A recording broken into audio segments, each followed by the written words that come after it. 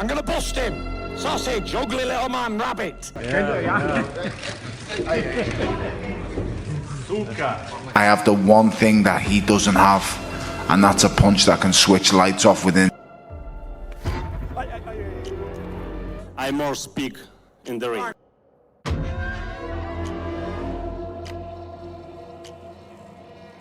He was underestimated time and again. He was mocked, ridiculed, pushed around, and they tried to break him mentally.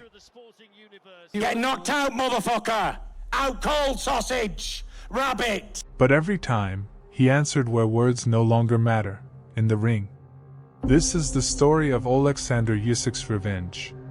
The story of a warrior who silenced his critics. Fury's wobbling! Usyk's caught it! Fury's in all kinds of trouble! Is that the game changer? Usyk can sense the finish! Tyson Fury senses scramble! Usyk charging in for a finish! Fury doesn't know where he is!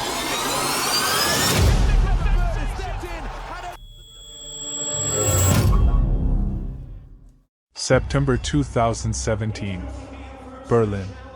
Marco Huck, the hometown hero, former world champion, beloved by the local crowd. He enters the ring with a cocky smile. At the press conference before the fight, he had shoved Usyk, trying to break him mentally. Huck believed that his experience and arrogance would bring him victory. But Usyk stayed silent. He stepped into the ring like it was just another day at work. His eyes said, "I'll answer without words." From the opening seconds, Huck charges forward. His tactic is simple: break Usyk's rhythm, drag him into a brawl. But the Ukrainian immediately establishes his jab. The left hand, like a metronome, stops every rush. Huck grows frustrated, swinging wildly, but he cannot break through the defense. The crowd still believes in their hero, but the sound of Usyk's jab already starts to drown out their hopes. Round 2. Huck tries to work the body more, coming in from the sides, but Usyk meets him with straight shots and 1 to 2 combinations. Every punch lands clean, while Huck misses more and more often. Usyk doesn't force the pace yet. It's as if he's studying his opponent, making him nervous. It was a chessboard. And by the second round, it was clear Huck was not the king on it. Round 3. The German tries to act brazenly, even shoving Usyk after the bell. But in return, he eats a series of shots to the body and head. The crowd quiets down for a moment. For the first time, it becomes clear the advantage belongs to the Ukrainian. Round 4. Huck throws heavy right hooks, hoping to catch Usyk. But the Ukrainian moves like a ghost, constant footwork, constant changes of angle. Usyk lands a combination, 3 quick lefts, then a sharp straight to the head. Huck pauses for a moment, swallowing the blows. Round 5.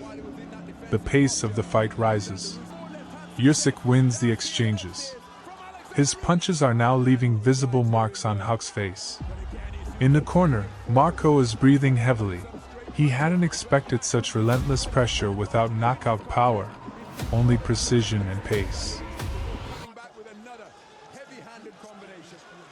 Round 6. Huck tries to regain the initiative, once again moving forward.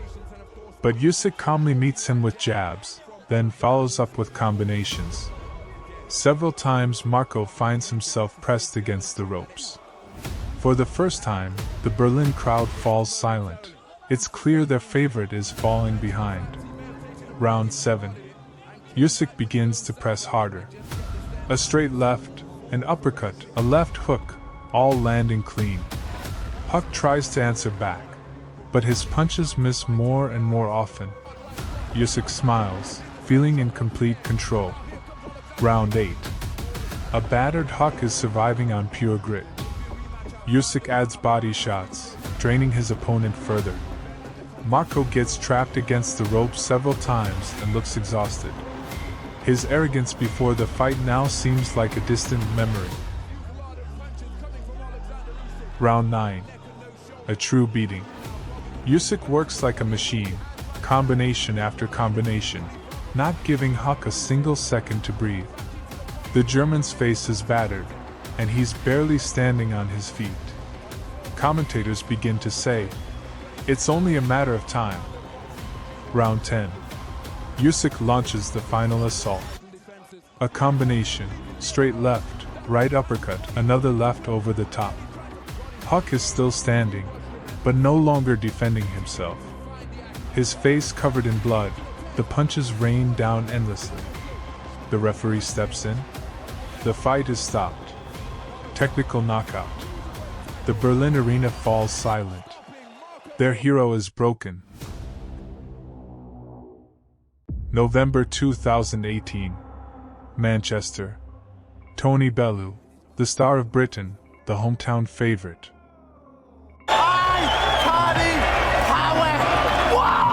Charismatic, loud, he never kept his mouth shut, not at press conferences, not in interviews. "I will break this Ukrainian. He's never faced a fighter like me." He promised to end Usyk's career and become the undisputed champion. But Usyk, as always, stayed silent. His answer awaited Tony in the ring. Round 1. Bellew starts confidently. He moves lightly, works off the counter, and lands with the right hand a few times. Usyk is still studying his opponent, not rushing. The crowd goes wild. Their favorite looks better for now. Round 2. Usyk brings out the jab. He keeps Bellew at distance constantly. But the Brit responds cleverly, countering with the right uppercut, forcing the Ukrainian to stay cautious. A close round, Bellew even looks sharper.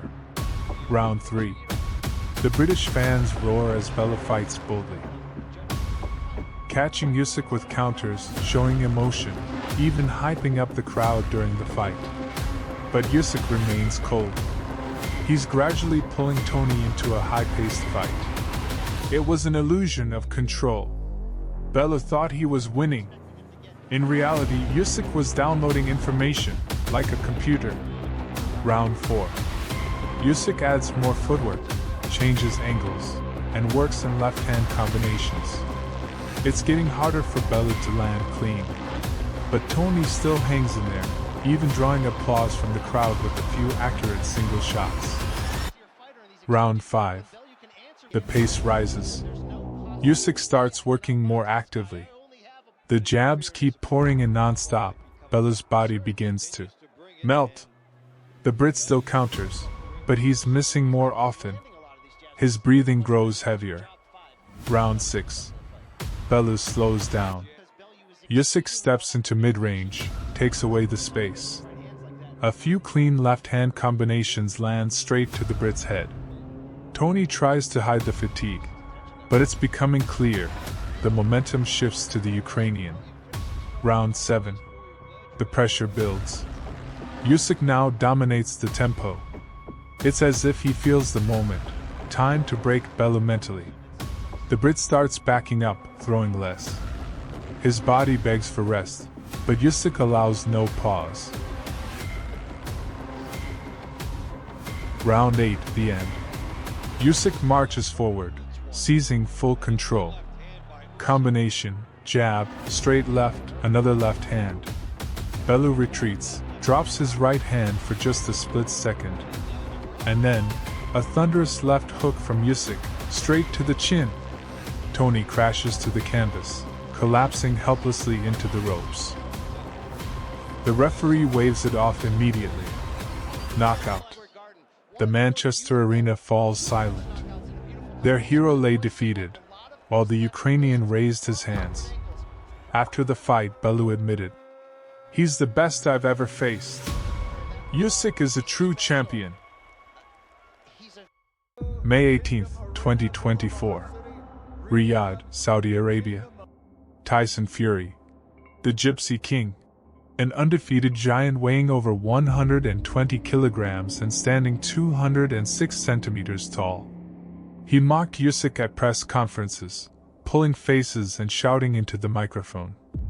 Run, rabbit, run, run, run. But Usyk remained calm. He entered the ring with a serious expression, like a warrior who knew this fight was not only for the titles, but also for history. Round 1. Fury starts in showman style, dropping his hands, smiling, provoking. He even mimics Usyk's movements. But the Ukrainian doesn't fall for it. He immediately sets the pace, his left jab breaking through Fury's high guard. At the end of the round, Usyk lands a clean straight, and the Briton's smile fades slightly. Round 2.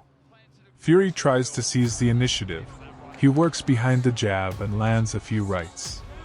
He's bigger, longer, and seems to be controlling the distance. But Usyk is faster. He raises the tempo, forcing Fury to move more than he's used to. Round 3. The Ukrainian adds body shots.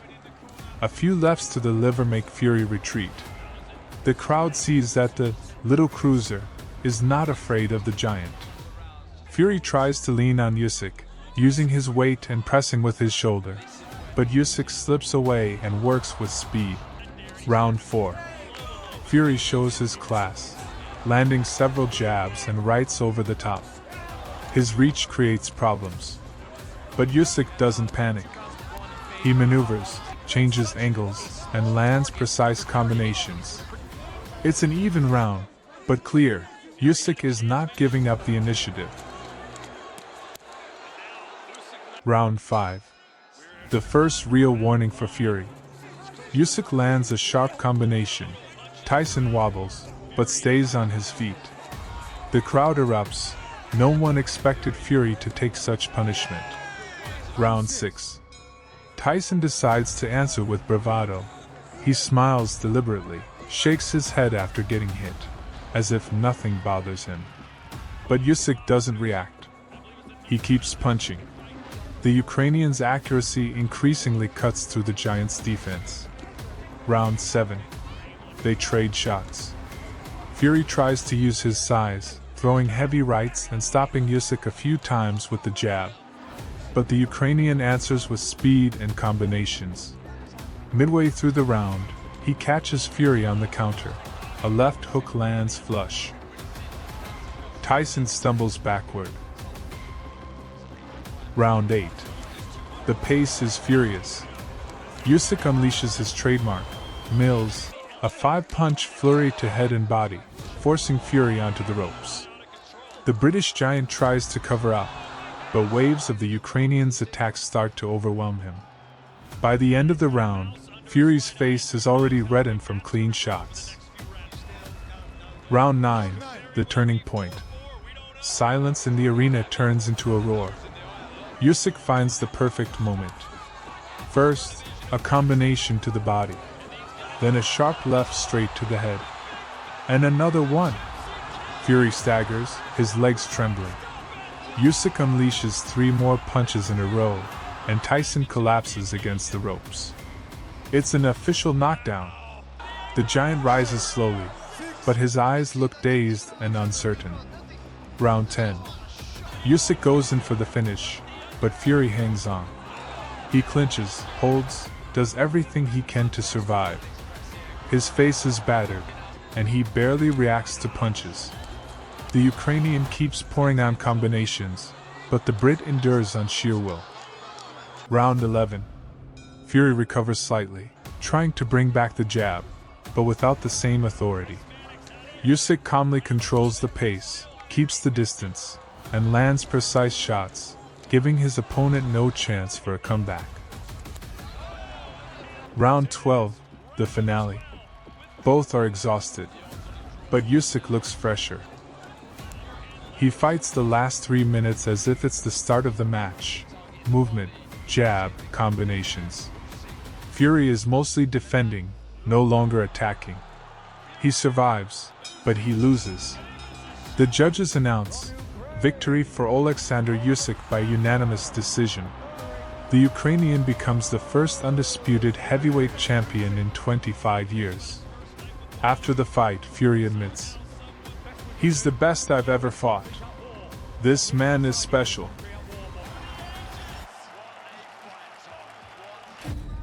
London. Wembley roars like a volcano. At the press conferences and the weigh-in, Daniel Dubois acted cocky, stepping too close, shoving Usyk with his shoulder, staring him down, and throwing insults. He tried to show. Usyk stood calm. No extra words, no emotions. His eyes said it all. The answer would come where fights are decided not by words, but by punches. Round 1. The bell. Dubois charges forward like a wild bull. He immediately tries to impose his strength, pushing with his body, pressing, looking for a big hook to the head. But Usyk is calm, like water. He meets every rush with a jab, shifts to the side, changes angles. The first round is close, but it's clear who is thinking, and who is just rushing in. Round 2. The Brit again looks for success to the body. He works rough, trying to bend the Ukrainian to his will. But Usyk is already reading him. Left straight to the head, a sidestep, another jab. Dubois misses more and more often, and the crowd begins to quiet down. Round 3. Usyk turns on the speed. His movement becomes lighter, his punches sharper. A 3-punch combination, jab, left to the body, right uppercut to the chin. Dubois wobbles. He's still on his feet, but the audience sees it. The British knockout artist has felt the champion's power. Round 4. Dubois slows down. He breathes heavily, his attacks grow ragged. Usyk, on the contrary, opens up. It's as if he paints punches in the air, 3, 4-shot combinations, body, head back to the body. Dubois retreats to the ropes, his confidence melting away. Round 5, the payback. At the start of the round, Usyk calmly steps into the center of the ring. He looks his opponent in the eyes, and begins the assault. A right hook to the temple. Dubois goes down. He rises at the count of 8, but his legs won't obey him. Usyk moves into finish, a left hook square on the chin. Dubois crashes down again, and this time the referee stops it. Knockout. Silence falls over Wembley. The people who shouted and whistled are now quiet. Usyk raises his arms. He never needed to answer shoves or insults outside the ring. He answered where words lose their weight.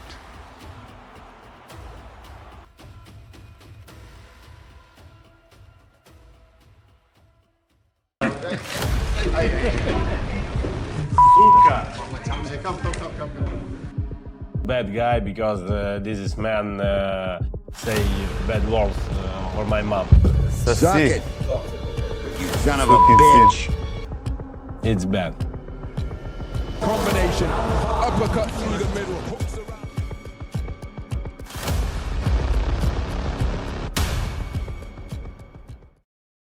The night of September 9th, 2017, in Berlin, Germany, carried the electricity of a major event. Inside the Max Schmeling-Halle, over 8,000 fans filled the arena to witness the opening of the World Boxing Super Series Cruiserweight Tournament. Oleksandr Usyk, the undefeated WBO champion from Ukraine, stepped into the ring with the aura of a rising star, seen by many as the favorite to win the entire tournament. Across from him stood Marco Huck, Germany's veteran warrior, a former long-reigning champion determined to show he still had the grit and toughness to reclaim his throne. For Usyk, it was a chance to announce himself on the global stage. For Huck, it was a battle for redemption in front of his home crowd. In the lead-up to the fight, Huck had promised to rough Usyk up, insisting that the Ukrainian was untested at this level. He claimed Usyk's slick style would collapse under relentless pressure. Usyk, calm and composed, dismissed the trash talk with a smile, vowing to let his boxing do the talking. Analysts debated whether Huck's rugged brawling could trouble the disciplined southpaw rhythm of the champion. By fight night, anticipation was sky-high. The mix of German pride and Ukrainian belief created an atmosphere dripping with tension. Round 1, establishing control. From the opening bell, Usyk's footwork immediately stood out. He circled gracefully, jabbing and probing, keeping Huck at range. Huck tried to storm forward with looping right hands, but Usyk slipped and countered with straight lefts. The German was aggressive, but it was ineffective aggression. Usyk calmly picked his spots and landed the cleaner punches, setting the tone early. Round 2, Usyk's jab finds its home. Huck attempted to double his jab and cut the ring off, but Usyk was a step ahead. The Ukrainian mixed head and body shots, landing crisp combinations. Huck responded with wild swings, but most struck Usyk's guard or missed entirely. Usyk's accuracy and speed began to frustrate the German, who was already breathing heavier than usual. Round 3. Huck pushes forward. The veteran tried to turn the tide by leaning on Usyk in clinches, using physical tactics. At one point, he landed a right hand that excited the crowd, but Usyk quickly answered with a rapid 3-punch combination. Every time Huck pressed, Usyk made him pay with precise counters. The champion's composure contrasted starkly with Huck's increasingly desperate approach. Round 4, turning up the heat. Usyk began to raise the tempo, firing off longer combinations and pivoting out of range before Huck could respond. A clean uppercut snapped Huck's head back, drawing gasps from the crowd. Huck's jab was still active, but Usyk walked through it, landing left crosses and body shots that slowed the German's movement. The champion's confidence grew visibly. Round 5, the pressure builds. Usyk pressed harder, backing Huck into the ropes. His combinations flowed with machine-like rhythm, body-head body, never letting Huck rest. The German fired back bravely, throwing hooks in exchanges, but his punches lacked sting. Usyk's relentless pace was beginning to break him down, both physically and mentally. Round 6, defensive mastery. By now, Usyk was in full control. He slipped Huck's wild shots with ease and fired back with pinpoint accuracy. A quick double jab followed by a left cross shook Huck, forcing him to retreat. The Ukrainian's footwork was dazzling, his energy unrelenting. Huck tried to clinch repeatedly, but the referee warned him for excessive holding. Round 7, dominance grows. Usyk's combinations came faster and sharper. He landed thudding shots to the body, then ripped hooks upstairs that snapped Huck's head back. The German's face showed swelling, his legs growing heavy. The crowd roared each time Usyk connected, sensing the fight was tilting beyond recovery for their hometown hero. Round 8, Huck in trouble. The pace was punishing. Usyk battered Huck with shots from every angle, stepping around him and pouring on pressure. Huck's arms dropped slightly as body shots piled up. A brutal left cross landed flush, forcing Huck into the ropes. The referee once again warned Huck for holding, but it was clear the end was approaching. Usyk's punches had broken through his resistance. Round 9, the beginning of the end. Huck was bloodied, breathing heavily, and his output slowed dramatically. Usyk, by contrast, looked fresh, bouncing on his toes and firing combinations with relentless consistency. A sharp 1-2 sent Huck stumbling backward, and Usyk followed with a flurry to head and body. The Germans' defense was unraveling. The Ukrainian crowd in the arena erupted, chanting their champion's name. Round 10, the finish.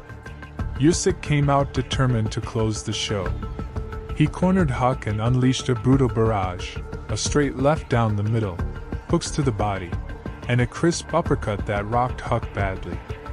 Pinned against the ropes and unable to answer, Huck absorbed heavy punishment as Usyk poured it on. At 2:18 of the round, the referee jumped in and stopped the fight, awarding Usyk a dominant TKO victory. The Ukrainian raised his hands to the sky as his team erupted in celebration. Huck, exhausted and battered, could only nod in resignation. The victory over Huck did not just move Usyk into the semi-finals of the World Boxing Super Series. It signaled the arrival of a special talent who was ready to dominate an entire era. Observers around the world took notice of the way he systematically dismantled a battle-tested veteran, combining high output with surgical accuracy. The fight also revealed another dimension of Usyk, his ability to thrive under pressure in hostile territory. Fighting in Berlin against Germany's longtime champion, he silenced the crowd with skill and composure, proving that no stage was too big for him. In the months that followed, Usyk's reputation grew rapidly. The Huck fight became a reference point whenever analysts spoke about ring IQ and conditioning. Commentators pointed to his ability to throw over 800 punches in a fight, an astonishing statistic for a cruiserweight, and still maintain sharpness into the later rounds. His southpaw stance, constant movement, and ability to shift gears made him a puzzle no one seemed capable of solving. For Huck, the night was painful but also symbolic. It marked the closing chapter of his reign as Germany's top star, but it also underscored the inevitable generational shift in boxing. He had fought bravely, but the sport had moved on, and the new wave was embodied by Usyk. Fans in Berlin gave Huck respect for his courage, but they also recognized that the better man had won. This giant swore he would destroy Alexander Usyk. Just listen what he said. So go win it back 3 times, sausage. I'm gonna bust him. Sausage, ugly little man, rabbit. Run, rabbit, run, rabbit, run, run, run. If you think that's all, you're wrong. And we will see. You can't beat me. You can never beat me, you ugly little man. Little man. But one night,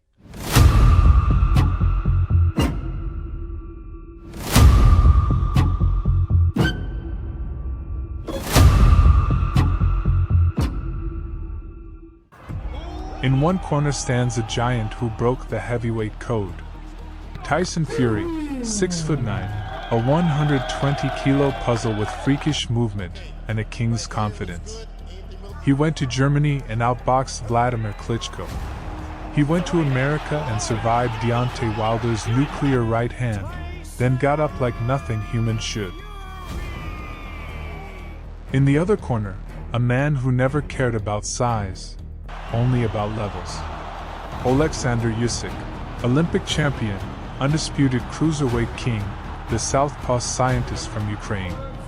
He cleaned out an entire division, then moved up to heavyweight and took Anthony Joshua's belts in his own backyard. Twice. Tonight, all the belts are on the table. The lineal champion versus the master technician. The Gypsy King versus the Ukrainian general. When the first bell rings, will it be size that rules boxing's throne? Or pure skill? Round 1. The air is thick, the lights are bright, and the tension is heavier than both men combined. Usyk comes out small, compact, bouncing on his toes. He inches forward in short, controlled steps, testing Tyson's reactions with little feints of the lead hand, tapping the body with jabs, showing him the left downstairs early. His eyes barely blink. He's reading Fury's rhythm. No big exchanges, no wild flurries. It's all about information. Usyk is the one stepping forward, bending at the waist, making Fury react. Fury is calm, maybe a touch too casual, content to score with the occasional jab and grin at small misses. On many scorecards, that little extra activity from Usyk, his body shots, his forward pressure, his attempts to dictate where the fight takes place, are enough to steal the first round. Nothing huge, but you can feel that the smaller man is not here to be bullied. Round 2 begins with Fury a little more switched on. He starts pumping the jab with more authority. Instead of just pawing, he snaps it from the shoulder, trying to stop Usyk's advance before it even begins. Several of those jabs land more solidly now, popping Usyk's head back just a touch, reminding him that this is not cruiserweight anymore. Usyk stays patient. He doesn't rush. He keeps circling, mostly to his right, trying to move away from Fury's dominant right hand and create angles for his left. He flicks at the body again, short jab, step in, left to the ribs, then a quick pivot out before Fury can tie him up. The tempo is still measured, but the pattern is clear. Usyk wants to close the distance in bursts, and then exit at angles. Fury wants to control him with the jab, slow him down with his size, and make him reset over and over. It's another close round. Fury's jab might be just a little more consistent. Usyk's body work and pressure might appeal more to other judges. You can almost feel the narrative building. This won't be about knockdowns early. It will be about who can build small edges. In round 3, Tyson Fury starts to look more like Tyson Fury. He's found his distance now. His jab is coming in different speeds, sometimes hard, sometimes just a distraction, sometimes as part of a 1-2. He begins to drop a few feints of his own, twitching the shoulder, rolling his upper body, trying to draw premature reactions from Usyk. Usyk continues to press, but now he's paying a bit more on entry. Fury steps in with a solid jab, then digs a right hand to the body, a heavy, thudding shot that you can almost feel through the screen. It doesn't wobble Usyk, but it takes a piece of his gas tank. You see more of the mind games too. Fury smiles after slipping a shot, lifts his hands as if to say, "That didn't touch me." He leans on Usyk a little and close, resting that huge frame on the smaller man's shoulders, making him carry the weight whenever the referee allows it. By the end of the round, it looks like Fury's plan is taking shape. Slow Usyk down, touch him to the body, frustrate his attempts to get clean angles. For many observers, this is the first clearly Fury round of the fight. Round 4 continues the trend. Fury uses his height like a wall. He plants his feet a bit more often, no longer circling as much, and starts to work behind a more authoritative jab. Most of Usyk's attempts to dart in are greeted by either that stabbing lead hand or a quick clinch. When they tangle up, Fury doesn't waste the opportunity. He leans his full weight onto Usyk's upper back, forcing him to stand up from an awkward angle, tiring his legs and lower back. The referee breaks them, but those few seconds of leaning add up. If the early rounds were about Usyk's activity, these middle ones are about Fury's control. Round 4 feels like a continuation of that shift, the big man imposing his game, forcing the smaller champion to think harder about how to get in. Round 5 is arguably one of Fury's best spells in the entire fight. He starts to mix jabs with nasty shots to the body. He drives a right hand into Usyk's midsection, then follows up with another jab upstairs. Usyk reacts, backing off just a bit more than before. Tyson's confidence grows. He begins throwing more combinations, jab to the head, right hand to the body, then a sneaky uppercut through the middle whenever Usyk dips. One of those uppercuts lands especially clean, lifting Usyk's head and drawing a roar from the crowd. Fury's showmanship surfaces too. He talks to Usyk, smiles, flicks little taps of the glove at him as if to say, "I'm comfortable here." He rolls with a few punches, then spins out of the corner with a grin. On most scorecards, this is a clear Fury round. He's landing the heavier shots, doing excellent work to the body, and making the ring feel larger for Usyk, who has to cross that dangerous space again and again. But the story of an Alexander Usyk fight is that he doesn't accept that narrative for long. In round 6, you can sense a subtle shift. Usyk's feet look a little lighter again. He begins stepping in with more conviction, angling to the side after every entry, not staying in Fury's punching line. He finds Fury's head with a couple of crisp straight lefts. They're not bombs, but they land flush enough to make Tyson blink and reset. Usyk also starts doubling his jab more often, touching high, then sneaking shots to the body in between. Fury still has success. His jab is still a problem. But for the first time since the early going, the momentum begins to tilt back. Usyk seems to have adjusted to the rhythm, to the range. It's a quieter round in terms of big drama, but an important one in terms of the underlying story. Usyk is no longer just taking what Fury gives him. He's beginning to shape the fight again. Round 7 is where that adjustment becomes obvious. Usyk comes out with more purpose, stepping into the pocket with short, sharp combinations. He no longer seems content to just touch the body. Now he's targeting the head more consistently with the left hand. He sneaks a beautiful straight left through Fury's guard early in the round, then follows it up with a quick right hook as he steps off to the side. Fury feels those shots. His head jerks, his eyes widen a bit, and his body language changes from playful to serious. By the end of 7, Usyk looks like the man who has figured something out. The smaller fighter is suddenly the one pushing the bigger man back. Round 8 is a big one for Usyk. He builds on the success of 7 by increasing the pace. He keeps his feet under him, presses forward behind that educated jab, and begins to land left hands with more and more accuracy. Fury's movements are a little less springy now.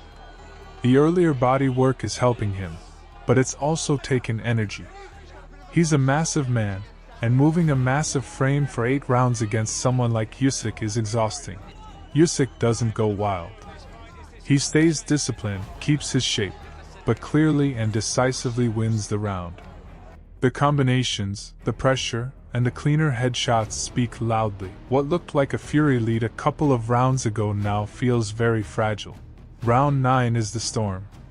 Usyk comes out like a man who has seen a crack in the dam and is determined to break it open. He steps into range with confidence, unleashing a left hand that lands flush on Fury's head. Tyson is visibly rocked. His legs stiffen, his upper body sways. Usyk senses it instantly. He launches a vicious follow-up attack, left hand, right hook, another left, chasing Fury across the ring. Tyson retreats toward the ropes as Usyk pours on pressure, punching in tight arcs around the guard, forcing Fury to shell up and stagger. For a moment, Fury is saved only by the ropes. He slumps back into them, clearly hurt, his head snapping side to side under Usyk's barrage. The referee steps in, not to stop the fight, but to issue a count, effectively a standing knockdown, recognizing that the ropes kept Fury from going down. The arena explodes. Usyk has turned the giant into a wounded target. When the action resumes, Oleksandr doesn't get reckless. He continues to walk Fury down, landing more clean lefts and right hooks, keeping the pressure high but controlled. Fury survives the round, but just barely. His face tells the story, marked, shaken, for the first time in the fight truly close to being stopped. On the scorecards, it's a massive 10-8 round for Usyk. In the story of the fight, it's the moment where the balance of power changes dramatically. Round 10 starts with a simple question. Can Fury rebuild after almost being finished? He comes out trying to buy time, moving more, jabbing, holding when Usyk gets close. His legs are back under him somewhat, but the sharpness is not fully there. He's blinking, breathing heavier, much more cautious. Usyk is not fooled. He doesn't sprint in wild for the knockout. He's too smart for that. Instead, he keeps doing what was working: steady pressure, disciplined feet, combinations that start with the jab and end with the left hand upstairs or to the body. After 10 rounds, the narrative is clear. Tyson had a strong stretch in the middle, but the last few frames have belonged to Usyk. By round 11, both men are exhausted. Not just physically, but mentally. 12 rounds at this level is a test of concentration as much as cardio. Fury, to his credit, digs deep again. He tries to re-establish his jab, to reclaim the center of the ring, to make Usyk back off. He lands some clean shots. A jab, a right hand, a couple of solid body blows. But Usyk is still there, still in his chest, still stepping around him. He keeps his guard tight, picks off some of the jabs, and answers with counters each time Fury overcommits. Straight lefts, hooks around the glove, little three-punch bursts that punctuate every exchange. What's undeniable is that Usyk's composure never cracks. Even as fatigue bites, he keeps his shape, keeps his balance, and continues to make the bigger man miss just a bit more than he lands. Heading into the final round, everything feels on a knife's edge. But you know that if it goes the distance, that 9th round might be the one that decides history. The 12th and final round of the first Fury Usyk fight is not about technique alone. It's about pride. Fury comes out knowing he might need something big. He lifts his hands to the crowd, pumps the jab, and steps forward with as much energy as he can summon. He digs to the body with right hands, tries looping shots over the top, and attempts to rough Usyk up in close. Usyk doesn't run. He moves, yes, he's always moving, but he stands his ground when he has to. He picks his counters carefully. A jab here, a left hand there, a little combination when Fury's guard opens up. There are moments where it looks like Fury is rallying, imposing his size, forcing Usyk backward with sheer volume and will. The bell rings. Two giants, two champions, both raising their fists, both convinced in their hearts that they've done enough. The scorecards say this. A split decision for Alexander Usyk. He becomes the undisputed heavyweight champion of the world, the first of the four-belt era. Tyson Fury, for the first time in his professional career, tastes defeat. And yet, even as Usyk stands on the ropes with all the belts over his shoulders, the story doesn't feel finished. Because fights like this, close, tactical, full of swings and moments and what-ifs, don't end with the final bell. Two southpaws, one belt, and one night in Gdansk, Poland, September 17, 2016, where the hometown champion tried to turn it into a street fight, while the challenger tried to turn it into a chess match. Krzysztof Glowacki brings pressure, power, and a crowd that wants chaos. Alexander Usyk brings Olympic-level timing, feet that never stop, and the kind of calm that breaks tough men. 12 rounds. No shortcuts. Just skill versus grit, until a new king is crowned. Usyk was built for big stages. Born January 17, 1987, he became an amateur monster, winning gold at the 2011 World Championships and gold at the 2012 Olympics. He turned pro in 2013, sprinted through contenders, and in just his 10th fight he traveled into enemy territory to take his first world title, right here, against Glowacki. This was the night the cat stopped being a prospect and became a champion. Glowacki is Poland's Iron Man. He started boxing young, built his name on toughness, and carried a fan base that loved war. In 2015, he shocked the world by stopping Marco Huck to win the WBO Cruiserweight title, a fight where he got dropped, fought back, and still found the knockout. He defended the belt in 2016 against Steve Cunningham, scoring multiple knockdowns, then walked into this matchup at home, ready to break Usyk with pressure. Round 1. Southpaw versus Southpaw right away. And you can see what Glowacki wants. He steps forward hard, shoulders tight, trying to bully Usyk off the center line and make this a fight in close. He throws heavy to the body early, more of a statement than a scoring effort, like he's saying, "You're in Poland now." Usyk doesn't bite. He's light on his feet, circling to his right, constantly changing the angles so Glowacki has to turn before he can fire. Usyk flicks the jab and taps the lead hand, testing range, then slides out before the champion can set his feet.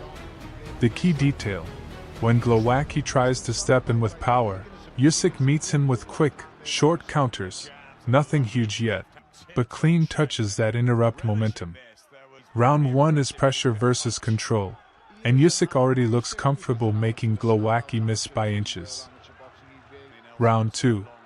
Glowacki increases the intensity. He tries to cut the ring instead of following, taking wider steps to trap Usyk near the ropes. He leans in, tries to make it physical, and you start seeing him work that left hand to the body and chest, anything to slow the legs. But Usyk's rhythm is different. He's not just running, he's turning defense into positioning. He pivots after every exchange, and the moment Glowacki thinks he has him lined up, Usyk is off at a new angle.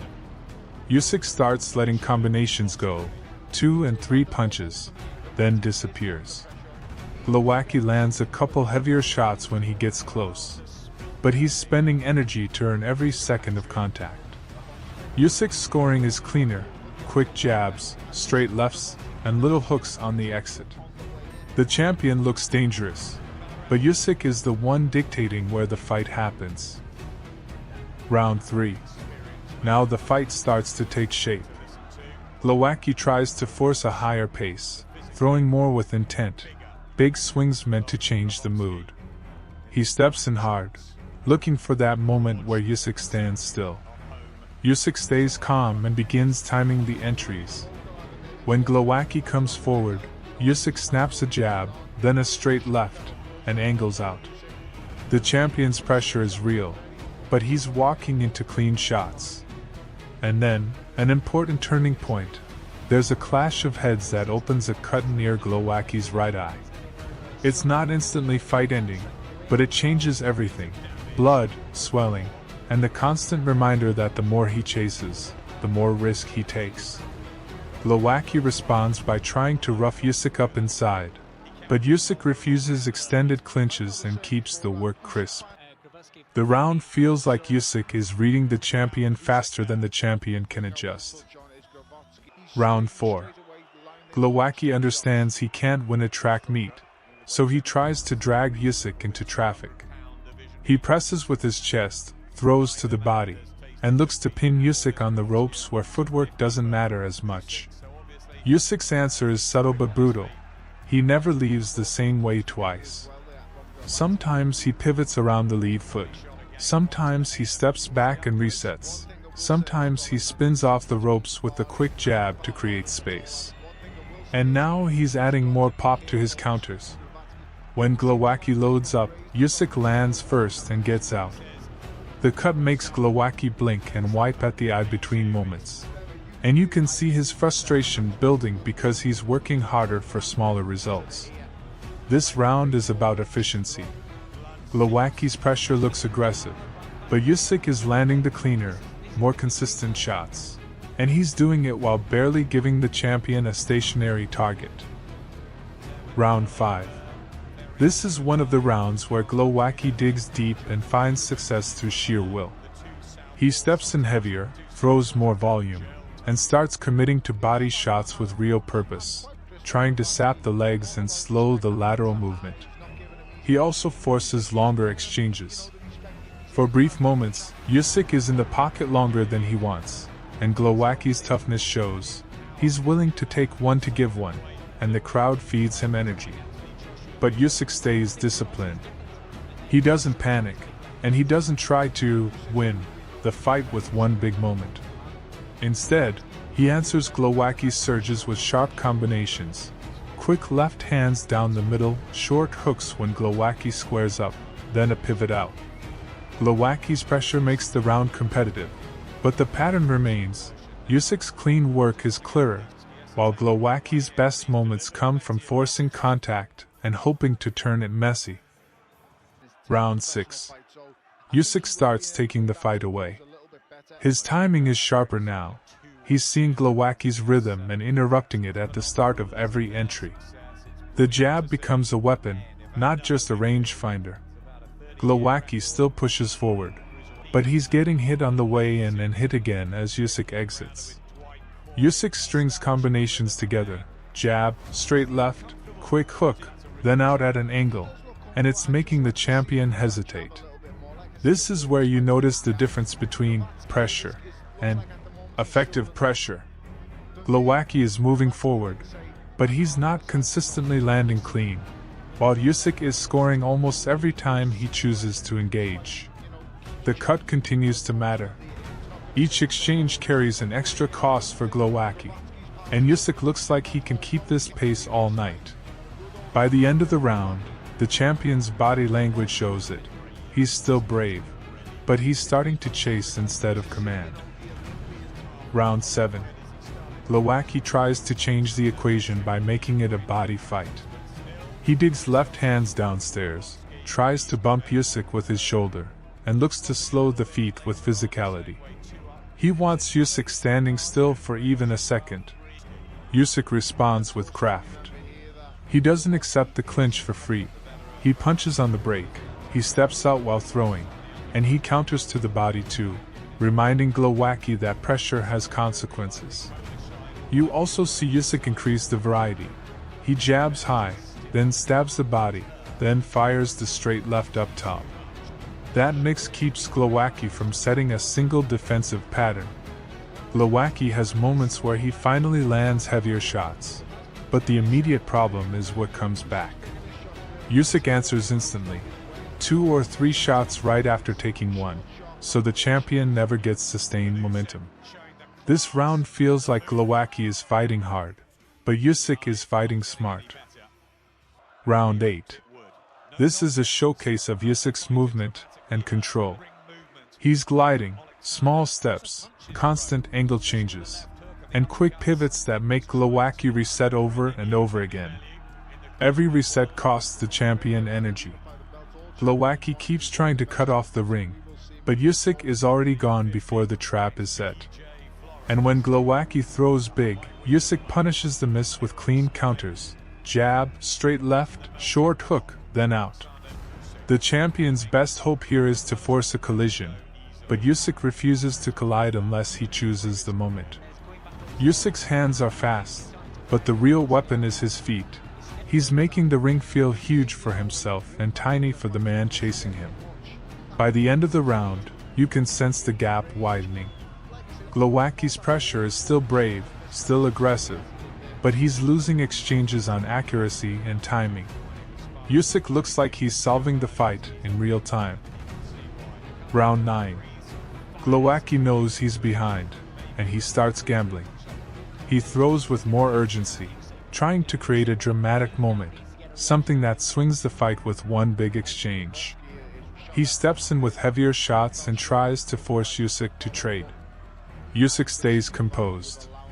He doesn't overreact to the aggression, he simply tightens the defense and increases the precision. The jab snaps, the straight left lands clean, and he keeps turning out after scoring. This round has a tense feel because Glowacki is dangerous when he commits, and you can hear the crowd rise when he storms forward. But the clean punches continue to belong to Usyk. Many of Glowacki's shots hit arms and gloves, while Usyk's shots find the face and body. The champion's heart keeps him in it, but the pattern is stubborn. Glowacki is trying to force the fight, and Usyk is calmly refusing, turning every lunge into a scoring opportunity.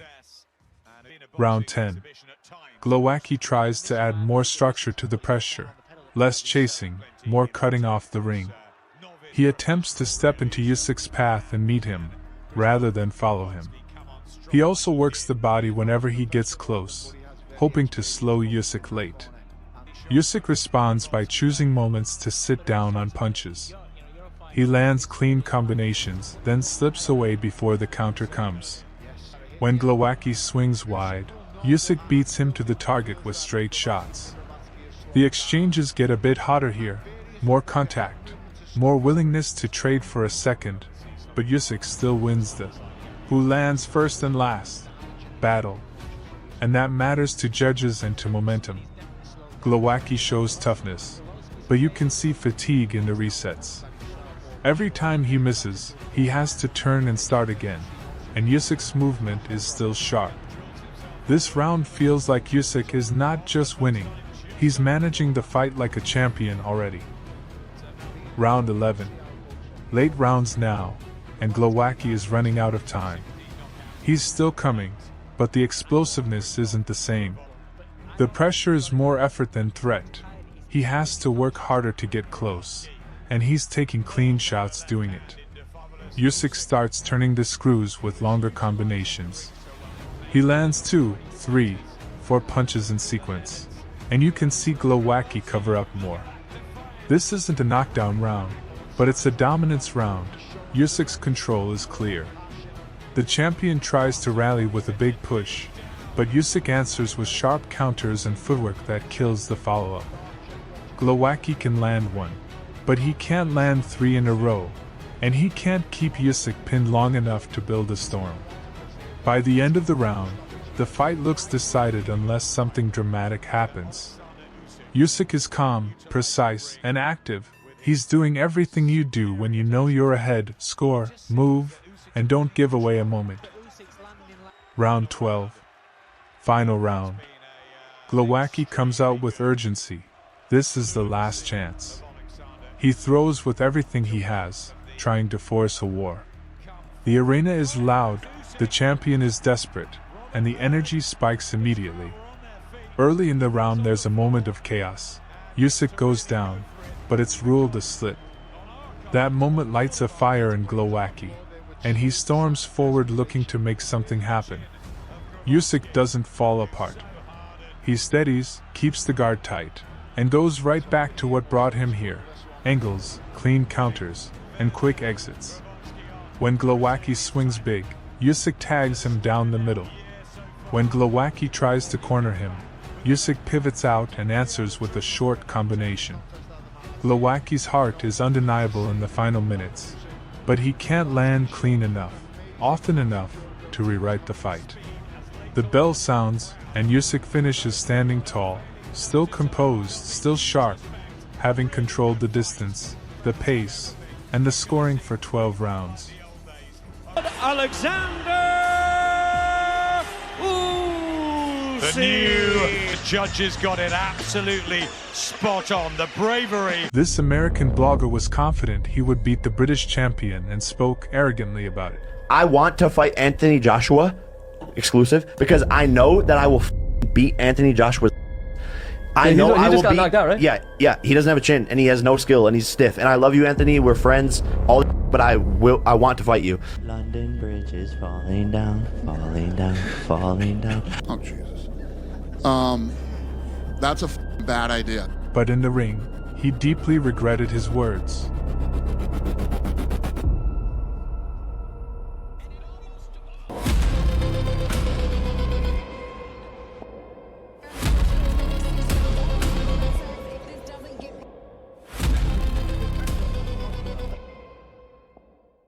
There are people who know how to talk. There are people who know how to persuade a crowd, sell a story, put on a show. And then there are those who silently walk through years of gym hell, early mornings, sparring, injuries, discipline, losses, comebacks. That's how professionals are made. The problem begins when someone confuses self-belief with real mastery and starts thinking, I'm confident enough, so I must be ready to challenge those who became champions not through likes, but through blood and years of work. And that's exactly what happened on December 19th, 2025, when Jake Paul stepped into the ring against Anthony Joshua, a two-time unified heavyweight world champion. The fight took place in Miami at the Casilla Center, and it ended the way stories often do when media hype collides with elite professionalism. Joshua knocked Paul out in the 6th round. But to understand why it ended that way, you have to go back. Because this fight wasn't born overnight. It was a story of ambition, hype, risk, and above all, a difference in levels.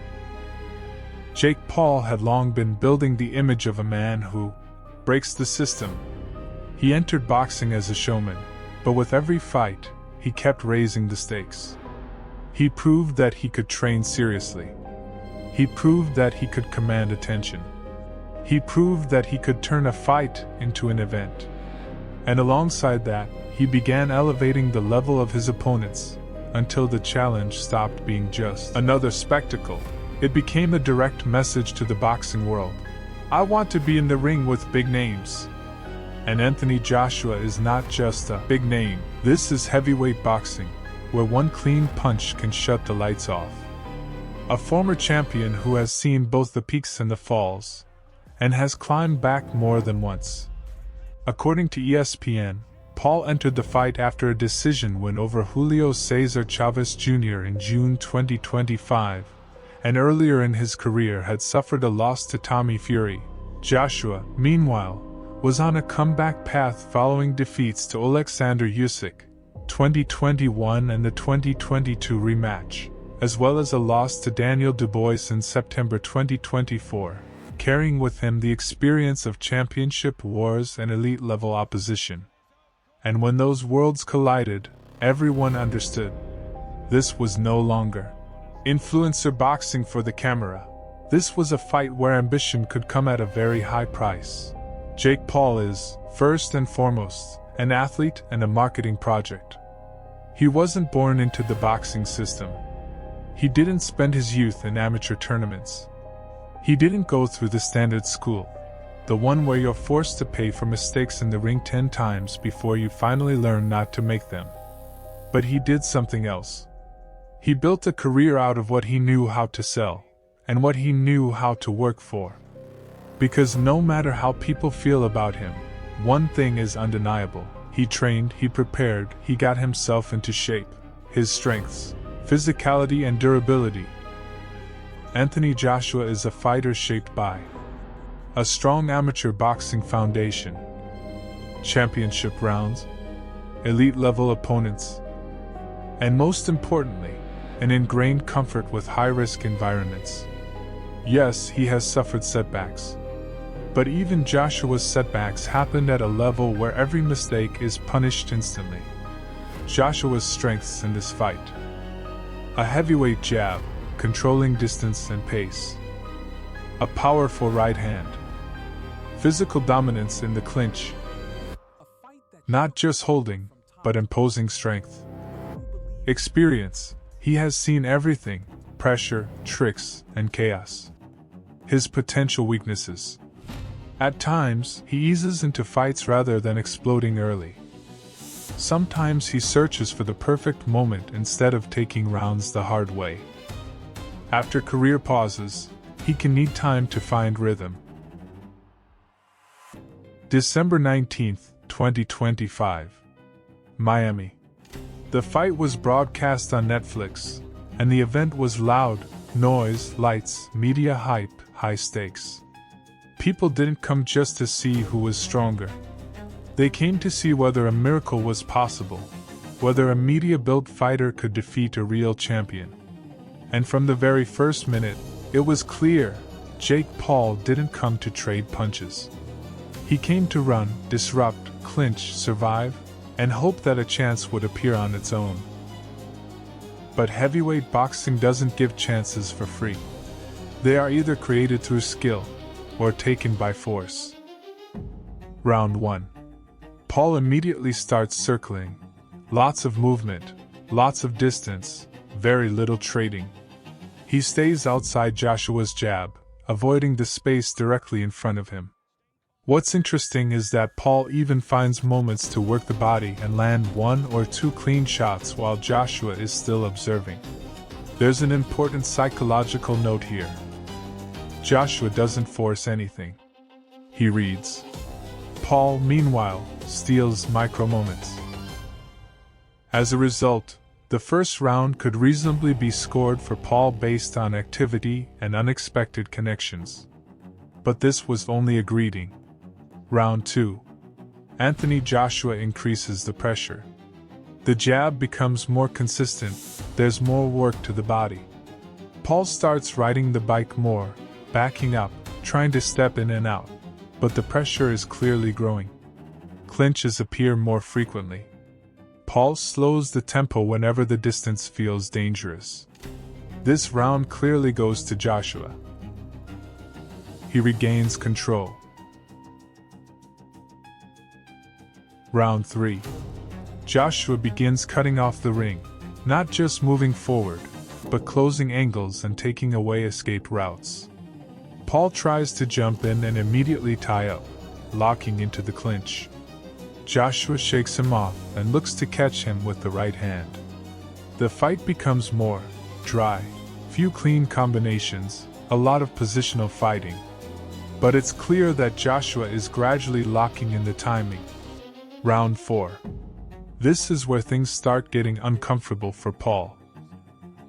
His clinches stop being simple clinches and turn into awkward disruptions, stumbles, falls, pauses. There's a moment where Paul ends up on the canvas, forcing the referee to step in. Joshua finally lands a clean, meaningful shot, including a solid uppercut on the inside. Paul tries to respond with body shots and a short hook, but the picture is now clear. Joshua looks confident. Paul is surviving. Round 5. This is where the fight finally begins to break apart. Paul immediately looks to clinch. Joshua meets him and lands an uppercut. Paul starts dropping to a knee more often, stopping exchanges, buying seconds. Joshua adds sustained body work, begins opening Paul up with punches, and the knockdowns follow. One sequence where the referee issues a count, and then another moment where Paul again drops to a knee after a clean shot. Round 6. Joshua can feel it.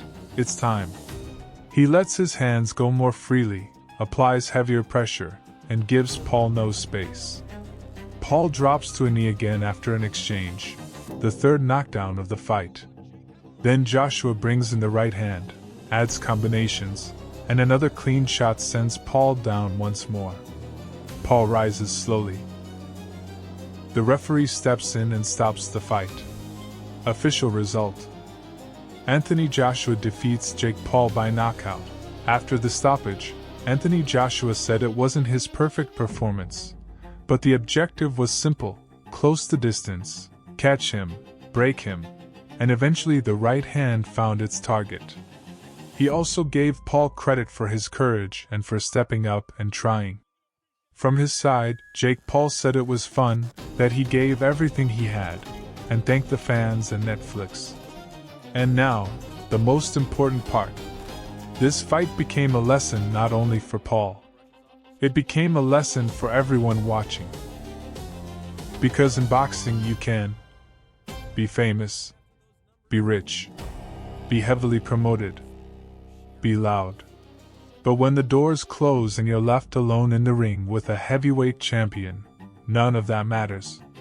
After the fight between Joshua and Jake Paul, several key things followed, medically, administratively, and in terms of comeback plans.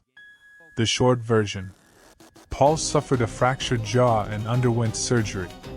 He was placed under an indefinite medical suspension until cleared by doctors. Publicly, he acknowledged the loss, confirmed the broken jaw, and stated that he intends to return, most likely against opponents closer to his natural weight. Among the names mentioned was a potential rematch with Tommy Fury. This young fighter believed he could defeat even Tank Davis. It's gonna happen and it's gonna be over, quick. So quick. I feel like I'm gonna break your jaw with the hook. I think I just need a sing shot. Just one. I just need this one. Trust me.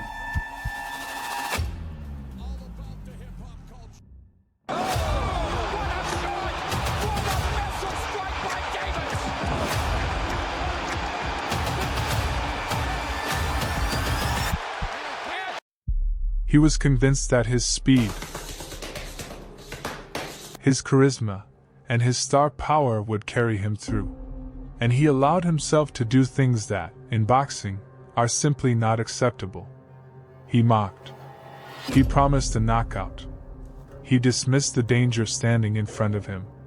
He acted as if the fight was already won.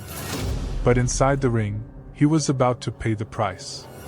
This is the story of Ryan Garcia, the golden boy of American boxing, and the night he stepped in with one of the most dangerous men alive, Gervonta Davis. Ryan Garcia, young, handsome, charismatic. Before the Davis fight, he was already a superstar. His lightning-fast hands, his flashy left hook, they made highlight reels across social media. Millions of fans followed him. Promoters called him the future face of boxing. By the time he faced Davis, Garcia was undefeated, 23 wins, 19 by knockout. But there was doubt. Critics said he hadn't faced elite opposition. They pointed out flaws in his defense, the way he lifted his chin, the way he relied too much on speed and not enough on craft. They warned that against a true predator, his style would be punished. And then there was Gervonta Davis, the complete opposite. Shorter, stockier, but a destroyer. A fighter with one of the most terrifying weapons in the sport, explosive knockout power. His shots were short, sharp, accurate, and devastating. His style was calm, patient, methodical. He didn't chase. He hunted. And when the time came, he finished. By that night, Tank was also undefeated. 28 wins, 26 knockouts. He had beaten champions. He had broken men. He was a proven killer in the ring. The press conferences were a show of fire and ego. Ryan smiled, mocked, and told the world Davis was too small. He promised to knock him out early. 2 rounds, you're going to sleep. 2 rounds, hey, it's not gonna hurt, I promise you. He said, "I'm faster, I'm stronger. He can't handle my pressure." Tank didn't need to shout. He only replied, "We'll see. Inside the ring, everything will be different." It was the clash of two worlds, the Instagram superstar and the silent executioner. Round 1. Both men came out cautious. Ryan worked his jab, showing his speed, trying to dictate pace. I expected, as most of us did, both cautious approach early. Even Davis said, Tank stayed calm, circling, studying. He didn't rush.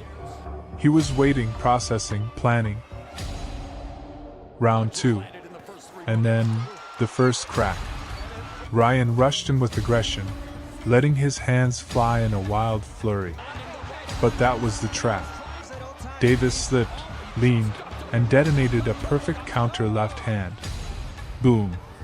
Ryan crashed to the canvas. The crowd erupted. The golden boy was down. The reality check had arrived. Round 3. Garcia got up, but the fight had changed. The confidence in his eyes was gone. He still tried to push forward, still threw combinations, but now, Tank was in control. Every move Garcia made, Davis was waiting with a counter, with pressure, with power. Rounds 4 and 5. Ryan worked in bursts. His speed gave him moments, a jab here, a hook there. But Davis slipped, blocked, and punished. The difference in composure was clear. Ryan was fighting on nerves. Tank was fighting on instinct. Every attack from Garcia ended with a dangerous answer. Round 6. The walls closed in. Davis began targeting the body, ripping shots downstairs, breaking Ryan's rhythm. He forced him back to the ropes, forcing mistakes, suffocating his spirit. Round 7. The end came suddenly, brutally.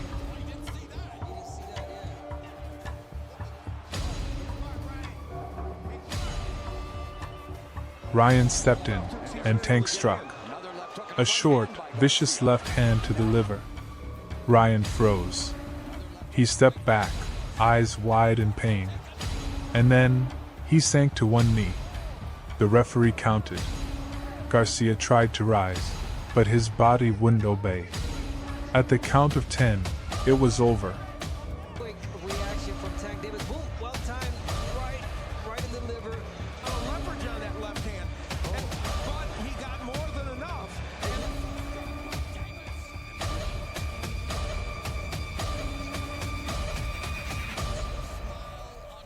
The arrogance, the promises, the bravado, all shattered in that one moment. Davis had exposed the difference between hype and reality. He proved once again why he is one of the most feared men in boxing. For Ryan Garcia, it was the first defeat of his career, and the most painful lesson of all. That in boxing, respect is not optional. Because the ring is the great equalizer. This young fighter thought he could beat the Tank. He thought speed and fame were enough. But in the squared circle, he paid the ultimate price. Gervonta Davis is not just the boxer. He is the judge, the jury. And when the moment comes, he delivers the execution. And there it is right there. Did you think you were going to be able to continue? Ryan Garcia just couldn't sustain from it. And, you know, this moment, this triumph, transcendence with everything it is to spotlights. A dominant position for one half man, all Mr. Knock You in the his face boxing stuff.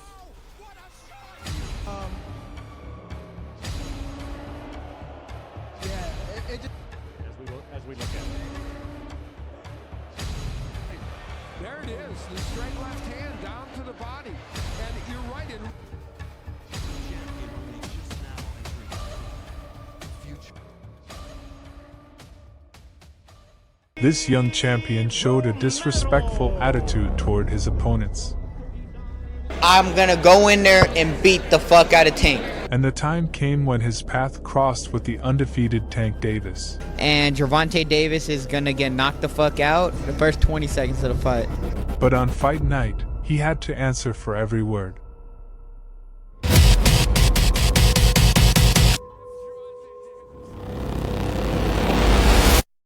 May 28, 2022. Brooklyn, New York. Barclays Center. This was a night built not only on a title, but on personal tension. On one side stood Gervonta Tank Davis, one of the most dangerous punchers of his generation. A fighter feared for his speed, explosive power, and ability to end a fight in a single moment. That night, Davis entered undefeated with a record of 26 wins, 0 losses, 24 knockouts, already holding the status of a multi-division champion.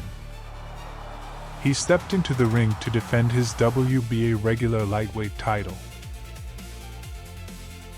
On the other side was Rolando Rowley Romero. Undefeated, physically strong, awkward, explosive, but even more known for his personality than his technical skills. He came into the fight with a record of 14 wins, 0 losses, 12 knockouts, and the reputation of a dangerous puncher with absolute confidence in himself.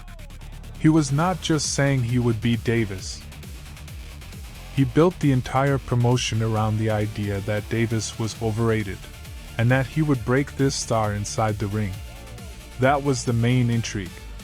Not just champion versus challenger, but a proven elite knockout artist against a loud, confident opponent who believed he could get into Davis's head before the opening bell. The Associated Press noted before the fight that in terms of verbal exchanges, Davis might not even have the edge this time, because Romero relentlessly mocked his resume and behaved aggressively throughout the build-up. The road to this fight was not entirely straightforward. Originally, Davis and Romero were scheduled to fight on December 5, 2021, but Romero was removed from the bout due to sexual assault allegations, and Isaac Cruz stepped in instead. Later, when the case did not result in charges, the WBA reinstated Romero as the mandatory challenger, and the fight was rescheduled for May 28, 2022. This made it more than just another fight. It was a delayed personal storyline that returned with even more tension. Before the fight, Romero behaved exactly as expected, loud, arrogant, and provocative. He dismissed Davis's previous opponents, questioned his reputation, and claimed that Tank was not built to handle this kind of pressure. He presented himself as the upcoming upset of the night. For Romero, this was not just promotional talk. He genuinely tried to push the narrative that Davis was hype about to collapse. The tension even spilled over at the weigh-in. After the official procedure, the two had an intense face-off that ended with Davis pushing Romero off the stage. It was one of those moments where it became clear that the verbal war had gone too far, and both fighters just wanted to get into the ring. The Associated Press later noted that Davis pushed Romero during the weigh-in, showing how fed up he was with all the talk. Now it is important to understand who they were at that moment. Gervonta Davis was no longer just a prospect with power. He was already a PPV-level star, one of the most marketable American fighters of the new generation, known for his devastating left hand and elite timing.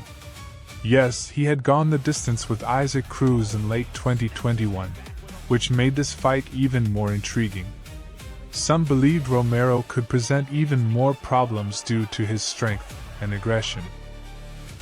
Rolando Romero, on the other hand, came in as a fighter without elite-level opposition, but with explosive power and extremely loud confidence. He entered the ring undefeated and tried to convince everyone that his awkward, aggressive, power-based style would be a difficult puzzle for Davis. Many criticized his technique, but almost no one denied his punching power and fearless mentality.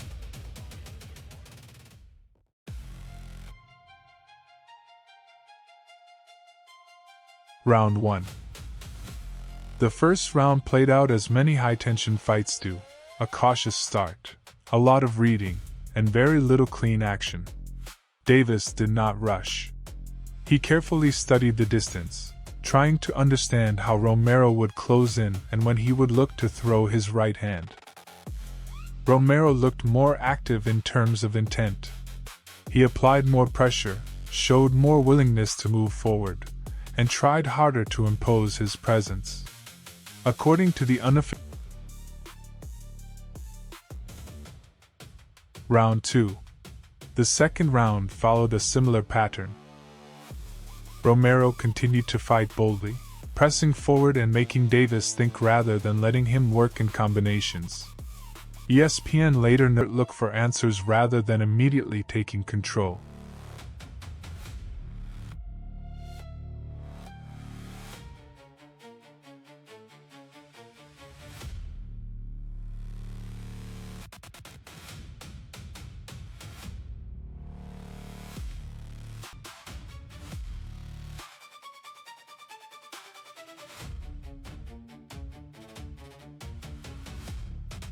Round 3. The third round was the first where Davis began to look more like himself. He started to read the tempo better, timed moments when Romero lingered after attacks, and gave up less space. Boxing Scene awarded the round to Davis, and it made sense. This was where it became clear that Tank had not been lost in the awkward opening phase, but was adjusting. The champion was beginning to understand his opponent.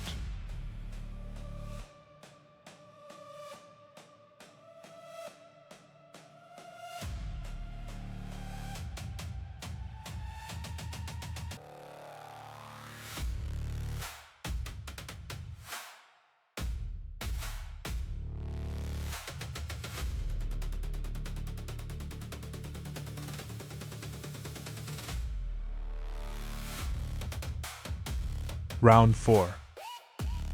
In the fourth round, Davis worked more calmly and intelligently. He was still not highly active in volume. Dangerous for Romero. It could look like Davis was not fully engaging, while in reality he was measuring the timing for one decisive shot. Romero remained aggressive and present in the fight, but it was already clear that he was not making Davis panic. On the contrary, Davis was starting to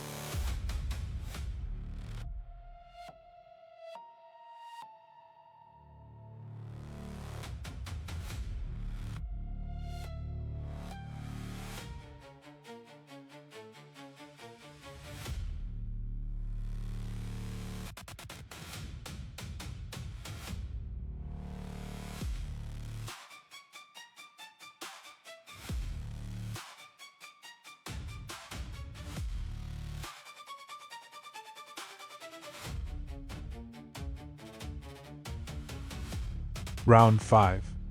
The fifth round was seen by many as the moment when the fight began to shift toward Davis. CBS noted that Romero controlled the early stages, but Davis found his shot in the sixth, which highlights an important point: the fight was competitive before the finish. However, by the 5th round it was already noticeable that Davis was reading Romero's mistakes more clearly. Boxing Scene also gave this round to Davis. So before the decisive 6th round, the unofficial scorecard had essentially evened out, 48-47 in favor of Davis after 5 rounds. And this is where the main chapter of the story begins.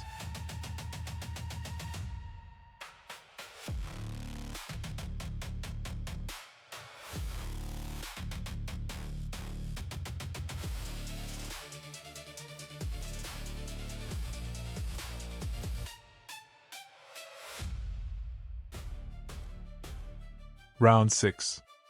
The 6th round is remembered as the moment when one fighter did what true knockout artists do: lose parts of the fight, not look particularly dominant, but finish everything in a single moment. Davis waited for Romero to step forward again and caught him with a devastating left hand near the ropes. The shot left Romero in serious trouble. He fell forward into the ropes, managed to get up, but his at 2:39 of the 6th round, awarding Davis a technical knockout victory. Reports from PBC, ESPN, AP, and The Guardian all described the decisive moment in the same way: Davis's left hand, Romero badly hurt, getting up but unable to steady himself, leading his opponent to look confident and competitive for several rounds.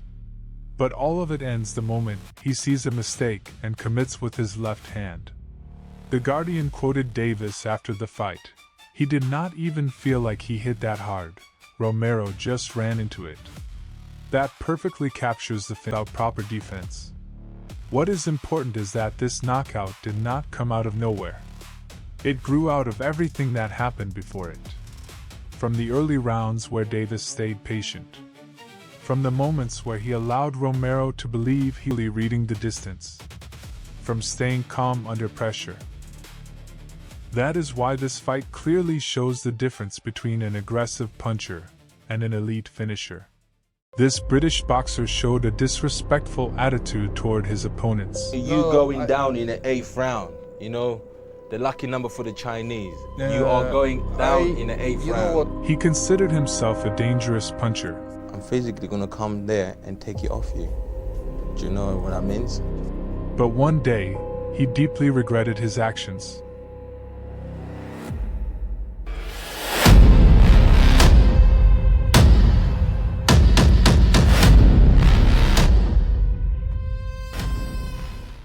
February 18, 2012.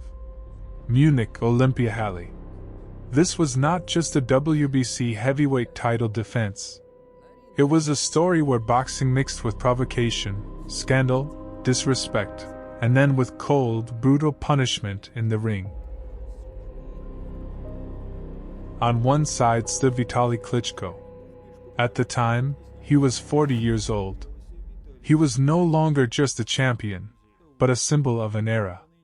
Tall, awkward, extremely durable, disciplined, with a reputation as a fighter who breaks opponents not only physically, but psychologically. He entered the fight with a record of 43 wins, 2 losses, 40 knockouts. He was the reigning WBC champion and was making the 8th defense of his title during that championship run.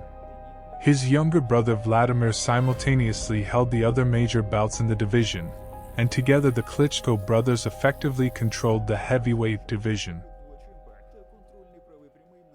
On the other side was Derek Chisora, known at the time as a tough, stubborn, physically strong, and very awkward British challenger. But even more, he was known as someone who could turn any fight into chaos. He entered the bout with a record of 15 wins and 2 losses, was a former British and Commonwealth champion, and although he had already lost to Tyson Fury and Robert Helenius, many considered the defeat to Helenius highly controversial.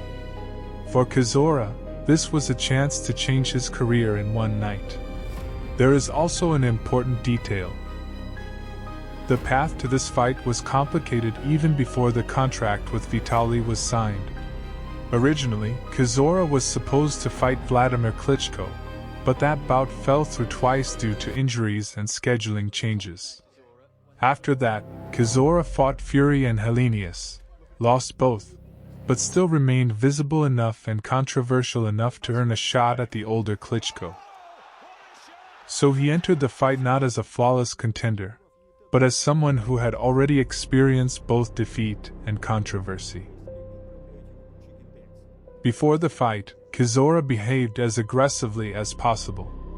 He promised an upset, talked loudly, provoked constantly, and tried to disrupt Klitschko psychologically. But the real scandal erupted at the weigh-in. During the stare-down, Chisora slapped Vitaly across the face with an open hand. This was not a joke or typical trash talk theater. It was a public slap to the champion. Vitaly did not respond immediately, but calmly made it clear the answer would come in the ring. After that, the WBC fined Chisora for unsportsmanlike conduct. But even that was not enough for him. On fight day, there was another dispute over hand wrapping, which delayed the main event by about 20 minutes.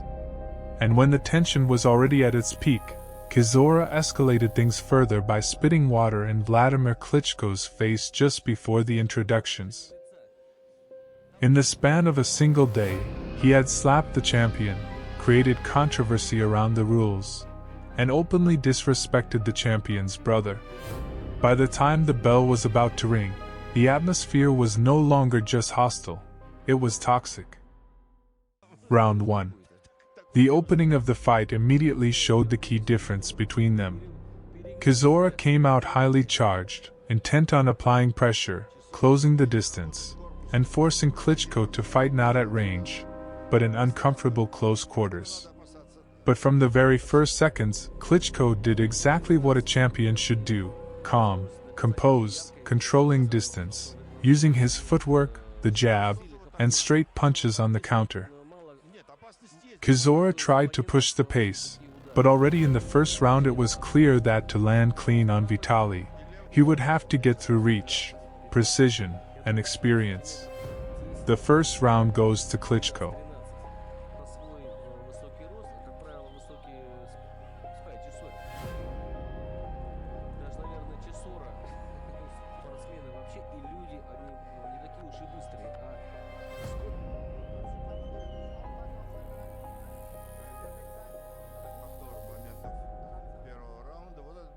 Round 2. In the second round, Chisora continued doing what later earned him respect even in defeat. He did not break mentally, did not wait, and did not abandon the pressure. He kept moving forward, using head movement, trying to get inside Klitschko's long reach, targeting the body, and attempting to make the fight messy. But Vitaly still controlled the picture. He did not panic, did not engage in a brawl, and simply met the challenger with straight punches while controlling space. A close round, but due to cleaner work and control, again Klitschko.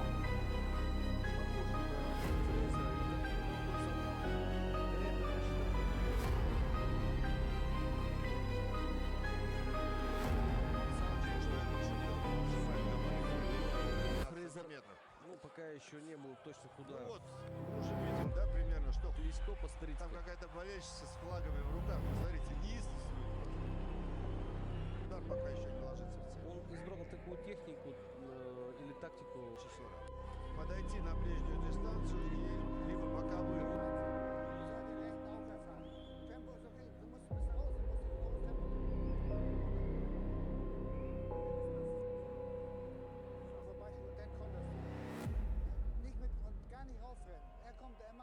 Round 3. The third round exposed Chisora's main problem in this fight. He was aggressive, brave, and fully committed, but against a champion like this, aggression alone was not enough. Vitaly was already reading his rhythm. When Chisora closed the distance, Klitschko either stepped back half a step or met him with a right hand. At this point, the fight looked exactly as bookmakers and analysts had predicted before it began. The challenger is trying, but the champion is taking the rounds through discipline.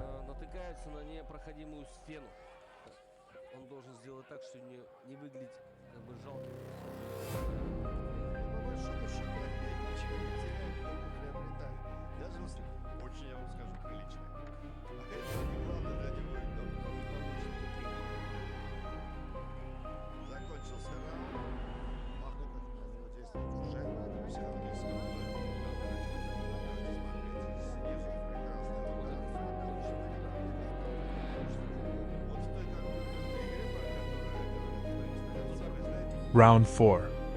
One of the key rounds of the entire fight. After this stretch, Vitaly later said that from the 4th round onward he was essentially fighting with only his right hand due to a left hand injury. This is a very important detail for understanding the bout. From that point on, he was not just outboxing Chisora, he was doing it in less than ideal physical condition. Even so, the round itself did not look like a disaster for the champion. He still controlled the action with precision and experience, but it became clear that the fight was turning more physical and demanding than expected for what was supposed to be a routine title defense.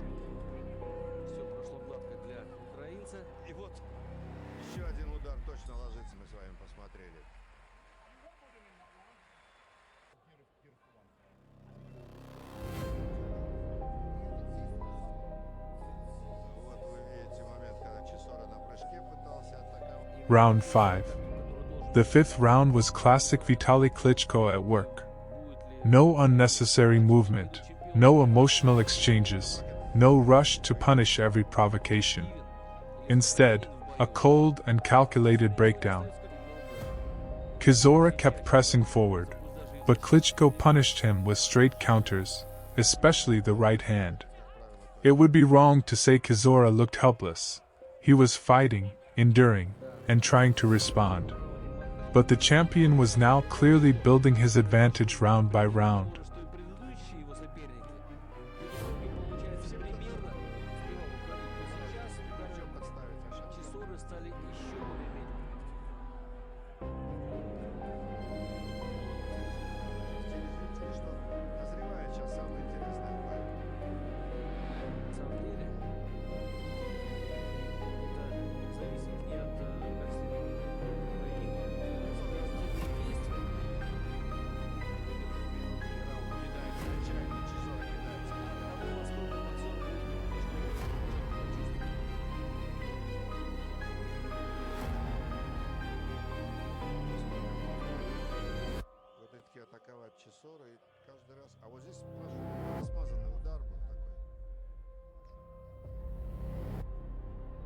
Round 6.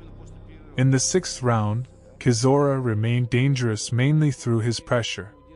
His plan was clear. Prevent Klitschko from working at a comfortable pace, tie up the action at times, attack the body, and catch the head with hooks at close range. And he did have moments. But the problem was that Vitaly looked like the fighter who understood the fight better almost the entire time. He knew when to step back, when to throw a single sharp punch, and when to shut down his opponent's attempts to build combinations. Another championship round for him.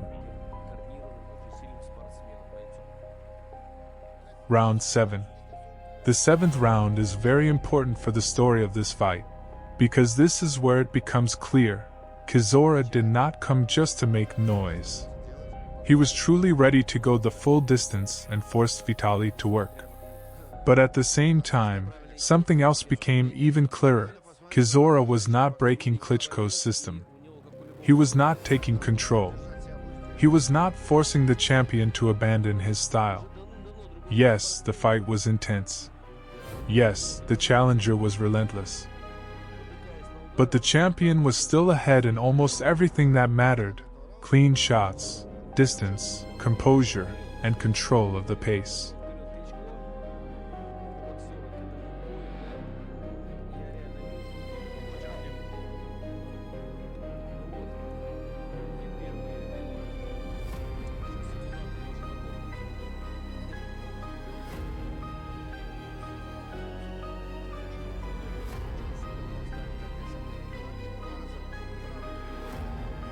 Round 8. This is one of Chisora's best moments in the entire fight. The 8th round was widely considered one of his strongest. He managed to get inside, worked more actively to the body and head, forced Klitschko to move back, and created the feeling that the challenger was fully in the fight. This was the stretch where it became clear. Chisora was not just surviving, he was making it hard. But it is important not to overstate it. This was a good round for the challenger, not a turning point in the fight. Many gave Chisora one of his few clear rounds here.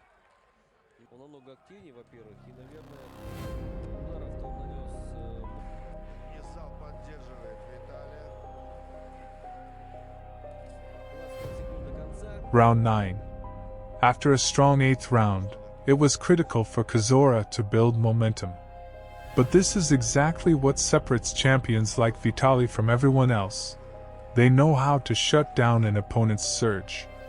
In the 9th round, Klitschko regained control.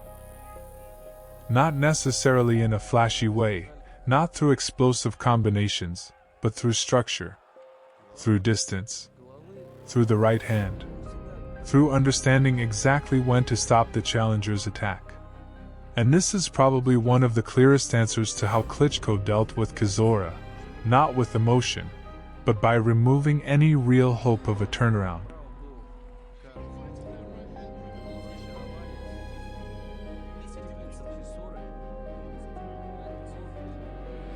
Round 10. The 10th round already looked like a stretch where Chisora needed something big.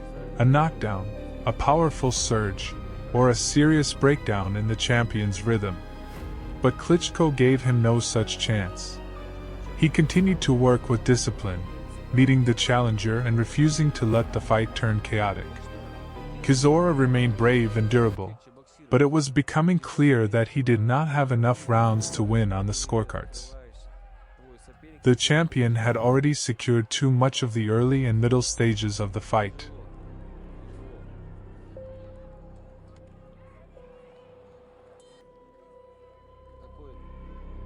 Round 11. The 11th round was no longer just about technique. It was about character. Chisora did not fall apart, did not quit, did not stop. And because of that, some even said after the fight that he gave Vitaly one of his toughest bouts in a long time. But the problem for Derek was different. Courage does not equal victory. In this round, Klitschko once again did what he had been doing all night, imposing a fight where the challenger had to spend more energy than he was getting back in return. Another round that logically goes to the champion. Round 12. The final round was revealing for both fighters. Chisora pushed forward, knowing that being passive would not save him. He tried to finish strong, applying pressure and working effectively again, and the 12th is often considered one of his better rounds in the fight.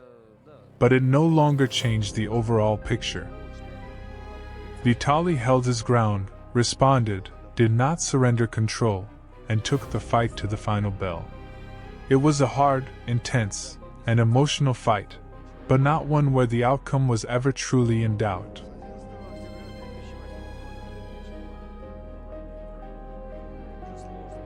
After 12 rounds, the judges awarded victory to Vitaly Klitschko by unanimous decision, 118 to 110, 118 to 110, and 119 to 111. That meant Klitschko won convincingly on the official scorecards. Yes, Chisora fought bravely. Yes, he made the champion work. Yes, he showed toughness and character. But the championship level in this fight still belonged to Vitaly. He did not knock Chisora out, but he did something that can be even more painful than a knockout.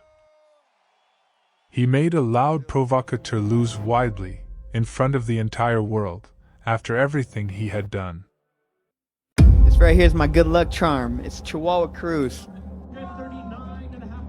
Tomorrow he's getting knocked out, and that's that.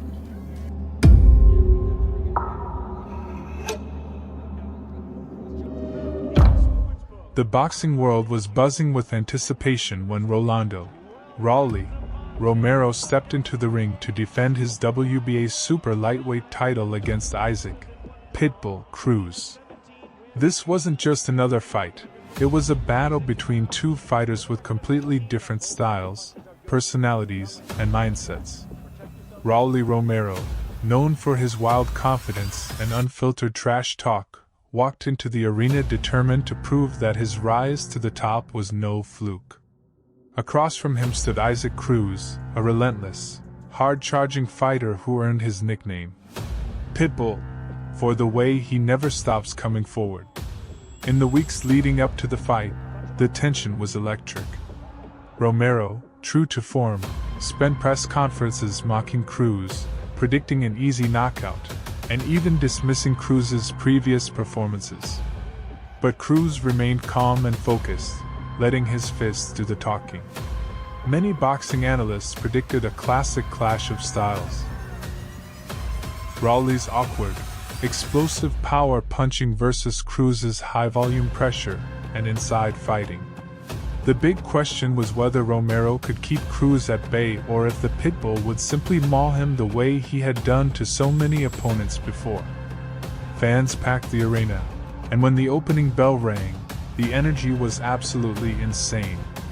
From the very first second, Cruz came out like a freight train. There was no feeling out process, no hesitation. He immediately cut off the ring, forcing Romero into uncomfortable positions. Romero, trying to use his reach and counterpunching, fired sharp jabs and the occasional looping right hand, but Cruz's head movement and constant pressure made it hard for him to land cleanly. By the end of the round, it was clear that Cruz's strategy was to drown Rawley under non-stop aggression. The Pitbull's hooks to the body echoed through the arena, and Romero's confident smirk began to fade just slightly. As the fight progressed, the difference in conditioning and mental toughness started to show. Romero's punches had power, but they were coming less frequently. Each time he threw, Cruz was right there, slipping shots and landing devastating combinations to the head and body. Romero's footwork became more frantic as he tried to escape the relentless pressure, but Cruz's ring cutting was masterful. He gave Romero no space to breathe, no time to reset. By round 4, Rawley's face was showing the damage. Swelling around the eyes, redness on the ribs, and a noticeable drop in his energy level. The crowd could sense the momentum shifting completely toward Cruz. Every time he landed a clean shot, the arena erupted. Then came the defining moment of the fight. Midway through the round, Cruz cornered Romero near the ropes. With nowhere to go, Rawley tried to clinch, but Cruz unleashed a brutal left hook, followed by a thunderous right hand that snapped Romero's head back.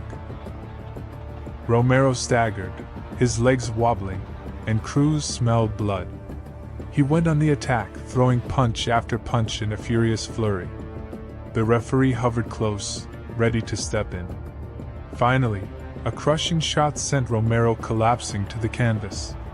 The crowd exploded into chaos as Cruz raised his fists, knowing the fight was moments away from being stopped. Romero bravely tried to beat the count, but his body wouldn't respond. The referee waved it off, declaring Isaac, Pitbull, Cruz the winner by TKO. This fight was set to be a true clash of styles. The loud, confident Rawley Romero, known for his power and unorthodox style, stepped into the ring against the relentless Isaac, Pitbull, Cruz, famous for his constant pressure and incredible stamina. From the very first seconds, it was clear that Cruz wasn't just there to win, he wanted to destroy his opponent. Romero tried to control the fight from a distance, but round after round, the Pitbull broke him down until the dramatic finish in the 8th round. Round 1. Cruz charged forward immediately, giving Romero no time to settle. Rawley tried to work behind his jab, but Isaac closed the distance quickly, landing strong body shots. Near the end of the round, Cruz connected with a series of short hooks, forcing Romero back to the ropes. Clear round for Cruz. Round 2. The pace increased. Cruz began cutting off the ring, forcing Romero into uncomfortable positions. Rawley responded with single right hands, but Cruz slipped and countered with ease. Midway through the round, Isaac landed a vicious combination to the body followed by a clean uppercut to the chin, bringing the crowd to life. Romero was already showing signs of frustration. Round 3. Raleigh tried to change the momentum by counterpunching, hoping to catch Cruz coming in. He landed a few jabs and straight rights, but they had little effect. Cruz kept pushing forward, methodically attacking the body and head. Late in the round, Romero was forced into the clinch to survive a furious barrage from Cruz. Round 4. The high pace continued, and Romero began to fade. Cruz targeted the body relentlessly, forcing Raleigh to drop his guard. Mid-round, Cruz trapped Romero against the ropes, unloading another heavy series of shots that the crowd roared for. The fight was clearly swinging in Isaac's favor. Round 5. Knowing he was falling behind on the cards, Romero took risks, throwing wild power punches. But Cruz saw everything coming, dodged, and punished him with counters. Midway through the round, Isaac delivered a picture-perfect combo, left to the body, right to the head, finishing with a sharp uppercut. Raleigh staggered but somehow stayed upright. The referee began watching him closely. Round 6. Romero's footwork slowed dramatically, and Cruz took full control of the ring. Isaac cornered him easily, hammering shots to the body and head. Raleigh's punches lacked power and speed, while Cruz looked fresh and confident. The end was starting to feel inevitable. Round 7. Smelling blood, Cruz ramped up the pressure. He attacked non-stop, forcing Romero into a shelled defense. Big body shots opened up Romero's head, and Cruz shifted to vicious uppercuts. By the end of the round, Raleigh was barely standing, while the crowd roared in anticipation of the finish. Round 8, the finale. At the start of the 8th, Cruz exploded with relentless aggression. He drove Romero to the ropes and unleashed a storm of punches, left to the body, right to the head, followed by a flurry of uppercuts. Raleigh tried to defend but had nothing left. Isaac poured on more than 10 unanswered punches, most landing flush. The referee stepped in at 0:56 of round 8, stopping the fight. Isaac Cruz wins by TKO. Can you stop this man? Of course. He's like this big. Pacquiao's a little fighter, so it's a big fight against a little guy. I believe after I hit him and the fight's over, he's going to go backstage and God will have that conversation.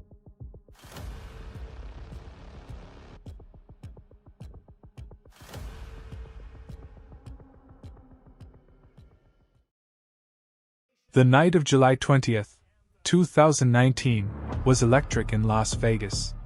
At 40 years old, Manny Pac-Man Pacquiao, an 8-division world champion and living legend, stepped into the ring to face the undefeated Keith, one-time Thurman, the reigning WBA welterweight champion. It was a battle of generations, the veteran icon versus the hungry prime champion. Inside the MGM Grand Garden Arena, chants of "Manny! Manny!" shook the rafters as both men made their walkouts. This was more than a title fight. It was a collision of eras. Round 1, the flash knockdown. Pacquiao opened fast, bouncing on his toes, darting in with blistering combinations and sharp angles. Thurman tried to set distance behind a stiff jab, but Manny's footwork made him miss and reset. Midway through, Pacquiao landed a clean left straight, slipped a counter, and ripped a hook to the body. Keith circled right, searching for rhythm, yet Manny kept layering feints and bursts that disrupted timing. With 30 seconds left, Pacquiao exploded forward, a short right hook, then a perfect straight left down the middle. Thurman's head snapped back and he crashed to the canvas. The arena erupted as he sprang up wide-eyed, trying to wave it off. Pacquiao flurried until the bell, a statement opener that rattled the champion's confidence. Round 2. Thurman came out cautious, pumping his jab and circling to keep Manny at range. Pacquiao slipped inside with head movement, tapped the ribs, and pivoted out before counters arrived. Keith found a home for a couple of jabs, but Manny answered with a sharp 3-punch flurry and a stinging left. Pacquiao's precision and speed kept Thurman guessing from beat to beat. Round 3. Thurman began to settle, planting his feet and firing a crisp straight right that snapped Manny's head back. Pacquiao responded with a six-punch burst, mixing head and body. The exchanges grew tactical. Keith relied on timing and leverage, while Manny leaned on volume and angles. Both men had moments as the crowd rose with each trade. The fight's pulse quickened. Round 4. Pacquiao committed to the body, digging hooks that forced Thurman backward and lowered his guard. Keith countered with straight rights and an uppercut, landing clean but in single shots.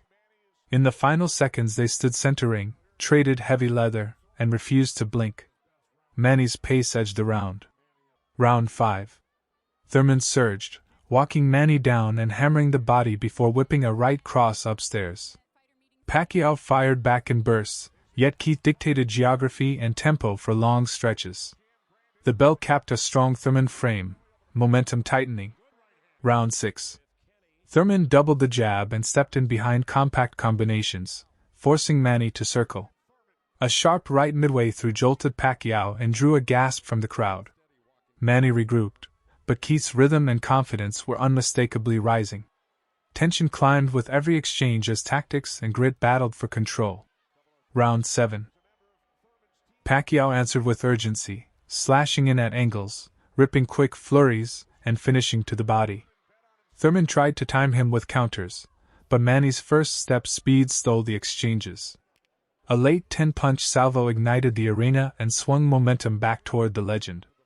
Every small adjustment felt decisive, every miss punished by a quick reply. Round 8. Thurman adjusted with patience, stepping back to catch Manny on the way in. A beautifully timed right uppercut snapped Pacquiao's head, followed by a neat right cross. Manny marched forward, but Thurman's accuracy and composure took the round on quality connects. Both corners called for discipline, feet first, then hands, then finished the exchange. Round 9, the body shot that changed everything. Early, Pacquiao uncorked a vicious left hook to the body that landed perfectly under Thurman's ribcage. Keith's face twisted, his mouth opened, and his legs wobbled as he retreated in pain. Pacquiao smelled blood and swarmed. Lefts, rights, and uppercuts driving Thurman across the ring. The roar was deafening as Keith staggered to the ropes, nearly sinking as he clutched his guard low. Desperation set in. He clinched, circled, and bought seconds, but Manny kept drilling the midsection. Every thud echoed through the arena like a drumbeat. Thurman survived on will, yet he returned to the corner showing damage that no poker face could hide. Round 10. Thurman opened cautiously, using his legs to avoid pocket warfare while he reset his breathing. Pacquiao stalked with jabs and short hooks, forcing engagements along the ropes. Midway through, Keith dug deep and landed a massive right that froze Manny for a heartbeat. Pacquiao steadied and finished strong, answering with tidy combinations to head and body. 3 tense minutes, both men claiming moments. Feints and footwork wrote the rhythm while power punctuated the paragraphs of violence. Round 11. Fatigue draped both fighters, but neither yielded. Pacquiao pressed with volume, punches and bunches that demanded reactions. Thurman picked spots, firing single heavy counters that snapped Manny's head but came in low numbers. The exchanges were raw and loud. Pacquiao's work rate shaded it on the cards. Composure under fire separated moments from mistakes, inches from impact. Round 12, the final push. Everything narrowed to these last 3 minutes. Pacquiao used feints and small steps to create just enough space while scoring with sharp, accurate singles. Thurman, knowing the margin was thin, uncorked sweeping rights and looping hooks, chasing the shot that could flip the fight. In the final half-minute they planted their feet and traded at center ring, pride outweighing fatigue as the arena thundered. The bell ended a furious closing stretch. Both men exhaled and embraced. The crowd swelled with noise as momentum seesawed from second to second. Decision and aftermath. Scorecards read: 115-112 Pacquiao, 115-112 Thurman, 114-113 Pacquiao, a split decision for Manny Pacquiao. The building erupted as the 40-year-old legend handed an undefeated champion his first loss. Thurman earned respect for resilience and craft. Pacquiao added another chapter to an already mythic career. It wasn't just a title bout, It was a reminder of what endures: speed, will, and the refusal to fade. Legacy and final thoughts. In the days following the fight, boxing fans around the world couldn't stop talking about what they had witnessed. Pacquiao's victory was celebrated as proof that greatness has no expiration date. Reporters filled headlines with praise, calling Manny's performance a masterclass in strategy and heart. Thurman, humbled but proud, promised to return stronger, and his gracious words earned him respect even in defeat. For many, this night wasn't just about titles or rankings. It was about witnessing a living legend defy time, inspiring millions with his courage and skill. Years from now, fans will still speak of July 20th, 2019, as the night Pacquiao reminded the world why boxing is called the sweet science. Fuck Pacquiao. Fuck Pacquiao, fuck Bob Arrow, and bum. Wow. Lame. Wow. What I'm gonna do to him? Spray him down. Ooh. I'm gonna wipe him down, man. Look Boosie, man. I'm gonna wipe.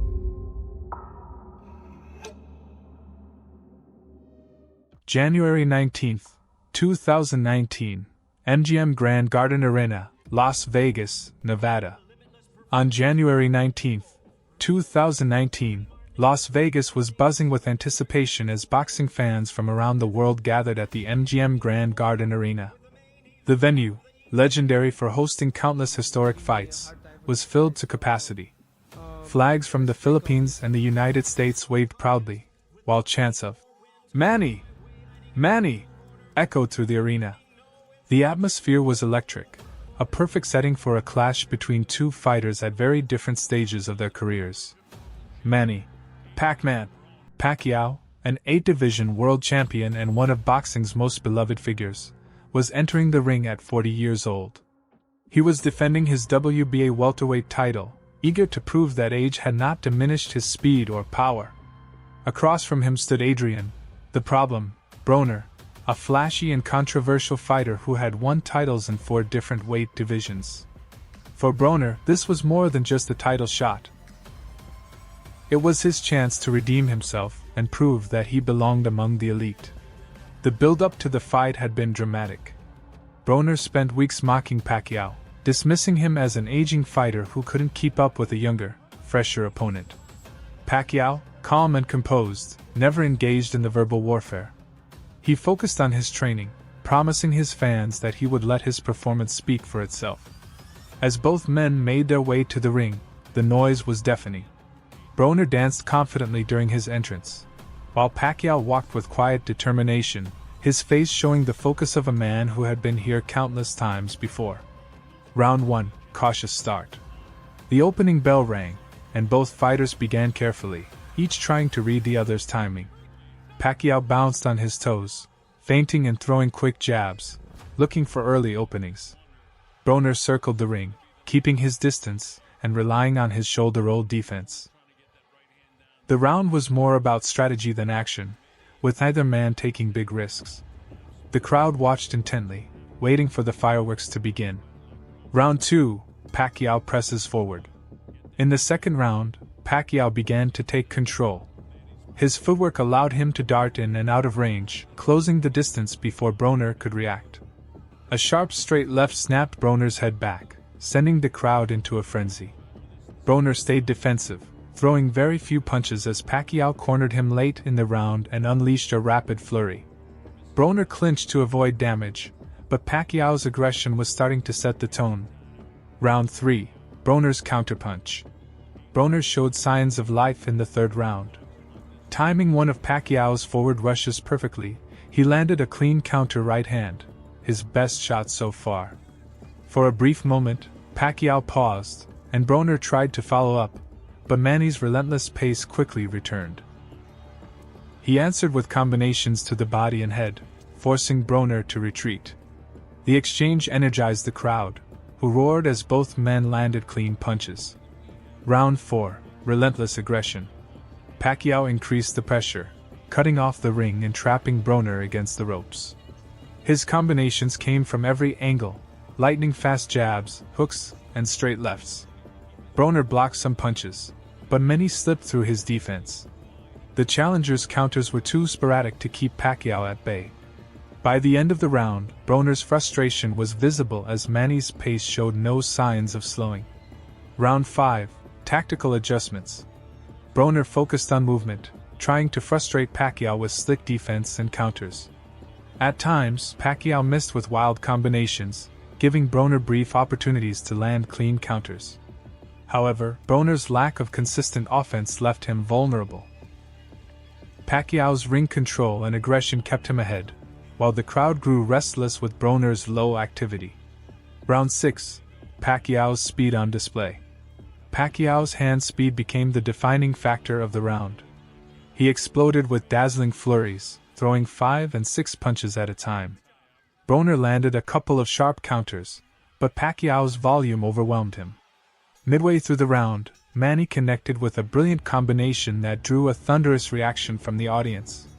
Broner retreated, shaking his head, clearly frustrated and unable to mount a sustained attack. Round 7, Broner in trouble. Early in the 7th round, Pacquiao landed a huge straight left followed by a right hook that staggered Broner. The challenger stumbled backward as Manny pounced, swarming him with a barrage of punches. Broner clung to survival, grabbing and moving desperately to stay upright.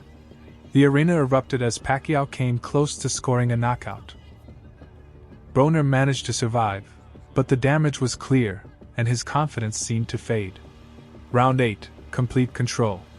Pacquiao kept the pressure high in the 8th round. Broner spent most of the 3 minutes retreating, throwing almost nothing in return. Manny mixed his attacks beautifully, targeting both the body and head. A powerful left hand staggered Broner again, nearly sending him to the canvas. The crowd chanted Pacquiao's name as the champion dominated completely, while Broner's corner shouted at him to fight back. Round 9, Broner's final push. Knowing he was far behind, Broner tried to rally in the 9th round. He threw more punches and landed a few sharp counters that briefly slowed Pacquiao's attack. For a moment, it looked like Broner might turn the tide, but Manny quickly regained control, responding with his own flurries. Broner's burst of offense was too short-lived to make a real difference. Round 10, Manny's mastery. Pacquiao dictated every exchange, attacking from angles Broner couldn't anticipate. The challenger stayed defensive, while the crowd booed his lack of aggression. Pacquiao's energy seemed endless, and his accuracy remained sharp. By this point, it was clear Broner needed a knockout to win, but he showed no willingness to take the risks required. Round 11, Closing Strong. Pacquiao pressed forward even harder, trapping Broner against the ropes and unleashing rapid-fire combinations. Broner, battered and exhausted, did just enough to stay on his feet. Though Manny didn't score a knockdown, his dominance was complete, leaving no doubt about the outcome as the fight neared its end. Round 12, the final bell. In the last round, Pacquiao stayed smart, avoiding reckless exchanges while continuing to land clean punches. Broner, in desperation, swung wildly, but Pacquiao easily dodged most of his shots and countered precisely. As the final bell rang, the fighters embraced briefly, acknowledging each other's efforts. The crowd erupted, celebrating a legendary performance from Pacquiao. Aftermath. The arena buzzed as the judges' scores were tallied. When the announcement came, there was no surprise. Manny Pacquiao won by unanimous decision.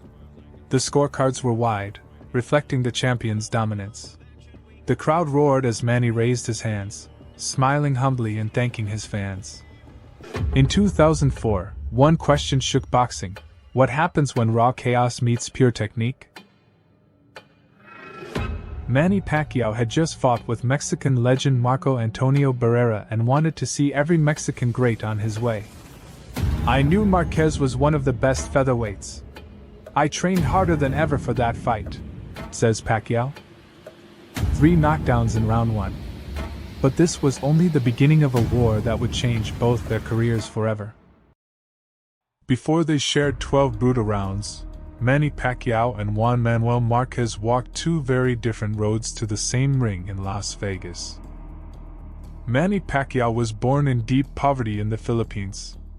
As a kid, he sold bread and donuts on the streets, dropped out of school around 14, and moved alone to Manila just to survive. He slept where he could, worked odd jobs, and fought because it was the only thing that could feed his family. By 16, he was a professional. At 19, he shocked Thailand by knocking out Chache Sasikal to win the WBC flyweight title, his first world championship. Then he jumped up in weight, smashed Lelehanala Lebaba for the IBF Super Bantamweight belt. In November 2003, Pacquiao moved up again to face Mexican legend Marco Antonio Barrera, the lineal and ring featherweight champion. Almost nobody expected the skinny Filipino southpaw to dominate, but he beat Barrera down, dropped him twice and stopped him in round 11. Overnight, Pacquiao became the ring featherweight champion and the new nightmare of Mexican boxing. On the other side was Juan Manuel Dinamita Marquez from Mexico City. He grew up in a tough neighborhood in Iztacalco, started boxing as a kid with his father in the gym, and built himself into a cold, technical counterpuncher with one of the best right hands in the sport. For years, Marquez was called the best fighter without a world title. He was the mandatory challenger for Nassim Hain for almost 2 years. But the big fight never came. While other stars got the spotlight, Marquez kept working as an accountant by day and training with legendary coach Ignacio Beristain at night, waiting for his chance. That chance finally arrived in 2003. Marquez beat Manuel Medina to win the vacant IBF featherweight title, then unified by stopping Derek Gainer to add the WBA belt. He entered 2004 as the unified featherweight champion of the world. Juan Manuel Marquez. Same weight, same night, same purse, different missions. On May 8, 2004, at the MGM Grand in Las Vegas, the unified WBA and IBF titles and the ring featherweight crown all came to the same ring, and two men walked in determined to leave as the featherweight king. When this fight ended in a draw, the two still wanted to decide who was stronger and met again. He said the judges wouldn't save Manny this time. Punch genius. Round 1. The bell rings, and it feels less like a new fight and more like round 13 of a story that started in 2004. Pacquiao, now bigger and more muscular at 130, bounces on his toes, testing the distance with quick jabs and feints. Marquez stands calm, high guard, trying to draw Manny in and make him reach. For the first minute, it's a chess match. Little shots to the body, nothing huge. Pacquiao probes with a left downstairs, Marquez answers with a sharp right upstairs that snaps Manny's head just a bit and wakes the crowd up. They clash heads briefly, both men reset. Perfect counter left right through the gap. It detonates on Marquez's chin and sends him crashing to the canvas. The crowd explodes. Marquez gets up, shaken badly, maybe more hurt than in any knockdown from the first fight. Round 4. In round 4, Pacquiao tries to build on the knockdown. He's bouncing, aggressive, searching for another opening for that left hand. Marquez, still a bit shaky at first, uses all his experience to kill Manny's momentum, clinching when he needs to, moving his feet, jabbing to the body. Pacquiao, though, is the one dictating most of the action. He makes Marquez miss with a few wide counters and answers with stiff, thudding lefts that don't always land perfectly clean, but clearly move Marquez back. Late in the round, Marquez sneaks in a nice right hand over the top, reminding everyone he's still dangerous. But overall it's Manny's pace, Manny's volume, Manny's round. The Filipino star looks confident, like the fight might be starting to tilt his way for good. Round 5. Round 5 slows slightly. After the chaos of the knockdown and the follow-up, both men box more patiently. Pacquiao comes forward, probing with the jab, looking like the aggressor, but not unloading the same way. He lands a few right. Marquez spends the first half of the round studying, then starts to answer with sharp right hands that catch Manny clean. One right snaps Pacquiao's head, another lands late, as if Marquez is trying to steal the round in the final minute. Manny clips him with a left, but the more eye-catching, Precise work in this frame belongs to Marquez. He doesn't dominate, but he does just enough with those crisp rights to nudge the round his way and start closing the gap. Round 6. In the 6th, the fight swings again. Marquez goes to work on the body and head with a surgeon's touch. He lands a good right hand over a crouching Pacquiao, then follows with a left uppercut. Round 7. Round 7 turns into tense, tactical warfare. Both men know the fight is close. Pacquiao presses, trying to re-establish control. Marquez looks to keep things at medium range, where his counters can speak. They clash heads yet again, and this time Marquez comes away with a cut near his right eye. Blood adds another layer of danger, but it doesn't stop him. Moments later, Pacquiao lands a wicked right hook that stings Marquez and ignites a furious exchange. Manny scores with lefts at close range, but Marquez fires back with his own right hands, refusing to be overwhelmed. It's the kind of round where both guys have their moments, but Pacquiao's cleaner bursts and that eye-catching right hook give him a narrow edge. The fight remains a razor blade. Every round could be the difference. Round 8. In the 8th, the cut game flips. Marquez finds Pacquiao with a series of sharp right hands and hooks, and suddenly Manny is bleeding badly around his right eye. The blood streams down, visibly bothering him as he blinks and brushes at it. Sensing an opportunity, Marquez jabs at the damaged side, trying to worsen the cut, then rips combinations to the body and head. The Mexican crowd can feel the shift and roars with every round. He also wins a new weapon. Pacquiao's eye is now a target. Round 9. Round 9 is pure tension. Pacquiao knows the cut and the momentum are dangerous. He comes out looking to change the story, and about a minute in he cracks Marquez with a wicked right that reminds everyone he's still the puncher in this ring. Marquez fires back with a straight right of his own. Manny answers with a straight left. They trade, each man landing, each man refusing to be bullied. Pacquiao swings and misses big with a left. Action briefly so the doctor can look at a new cut on Marquez's eyelid. When they resume, both fighters know the margins are tiny. They exchange counters, right from Marquez, left from Pacquiao, in a round that could go either way. Manny's slightly sharper late surge is just enough to shade it in his favor on many cards, but nothing about this feels safe. Round 10.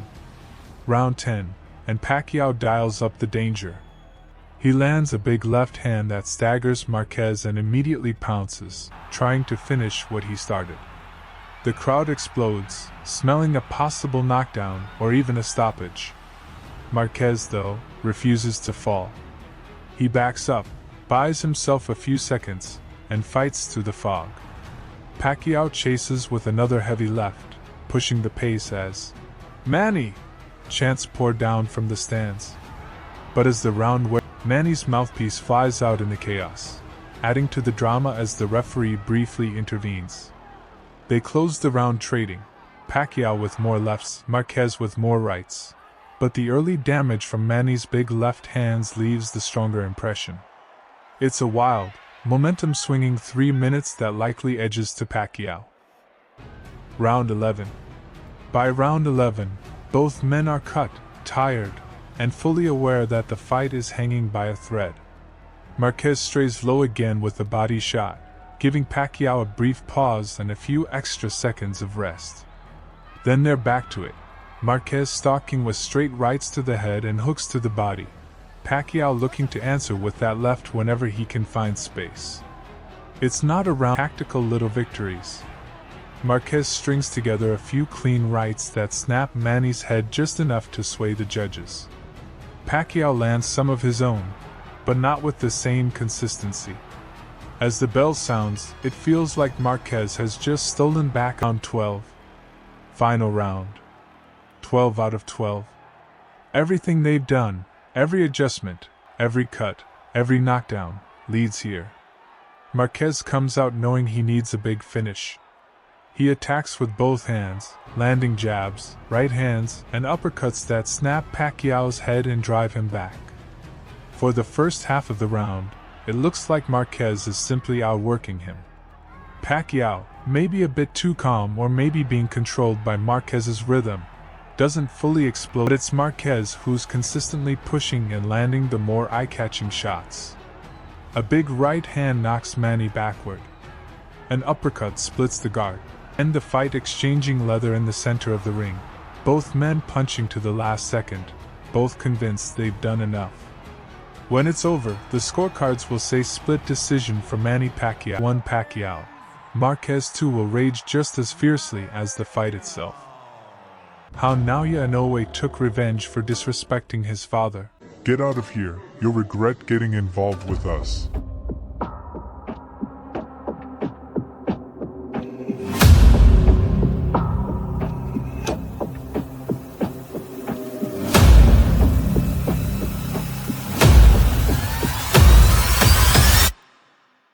Trash talk is common in boxing.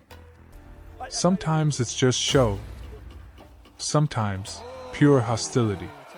But when family is disrespected, the fight goes beyond sport and turns into a personal mission. That's exactly what happened in May 2019, during the World Boxing Super Series semi-final, and the consequences were fatal for his opponent. Before the fight, an incident instantly raised the stakes. Shingo Inoue, Naoya's father, was standing nearby, watching the opponent's training. He simply wanted to capture the moment. But then a member of Emmanuel Rodriguez's team walked up and shoved him. It was a blatant act of disrespect. The father of the champion, the man who raised his son into a world-class monster, became the target of an arrogant gesture. And this time, Naoya saw it with his own eyes. The fight was no longer just a sporting contest, it had become a matter of honor. This fight took place on May 18, 2019, in the semi-final of the World Boxing Super Series, WBSS. The venue was the SSE Hydro in Glasgow, Scotland. At stake was the IBF World Bantamweight title, and the winner would earn a direct path to the tournament's final, where fighters were battling for the prestigious WBSS trophy and the status of one of the best boxers in the world at this weight. Naoya Inoue, at the time of the fight with Rodriguez, already had the status of a true boxing star. The Japanese fighter was nicknamed the Monster, thanks to his explosive power and ability to finish fights early. He made his professional debut in 2012, and within just a year he captured his first world title in the light flyweight division, 49 kilograms. In only his sixth professional fight, he defeated Adrian Hernandez to become the WBC world champion. Soon after, he quickly moved up in weight classes and in his eighth fight won the WBO title in the super flyweight division. One of his most famous triumphs came against Argentine veteran Omar Narvaez in 2014, whom he knocked out in the second round. It's worth noting that Narvaez had over 40 fights at the time and had never been stopped before, but Inoue destroyed him in spectacular fashion. In 2018, Naoya moved up to bantamweight, 53.5 kilograms, and immediately made headlines. In his very first fight of the World Boxing Super Series, WBSS, he knocked out British-Nigerian champion Jamie McDonnell in the first round. That knockout was a shocker for the boxing world. In the WBSS quarterfinal, he once again showed his destructive power, stopping former world champion Juan Carlos Peano in just 70 seconds. By the time he faced Rodriguez, Inoue had a flawless record, 17 wins, 15 by knockout, no losses. He was already a three-division world champion and widely regarded as the tournament favorite.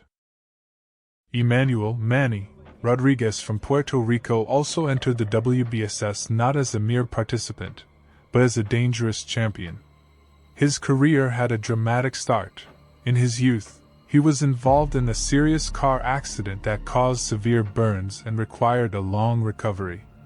Yet he returned to boxing and gradually built his path to a world title. In 2018, Rodriguez captured the IBF bantamweight title by defeating British fighter Paul Butler via unanimous decision.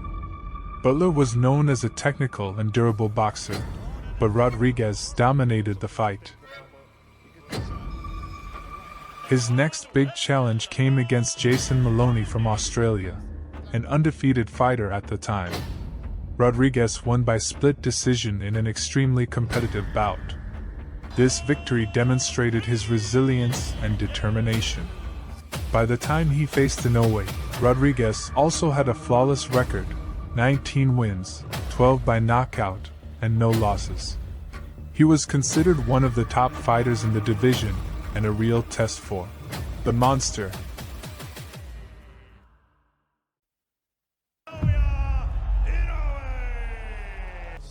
Sanctioned by the British Boxing Board of Control. Rodriguez, Puerto Rico.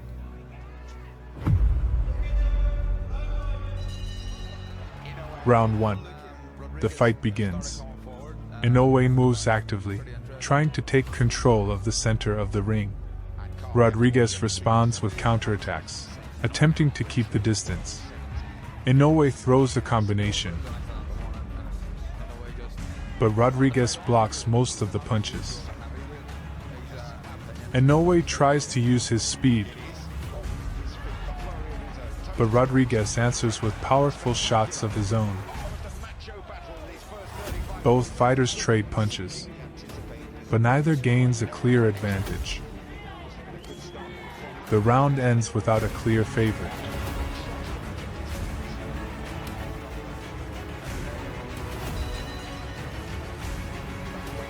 Round 2.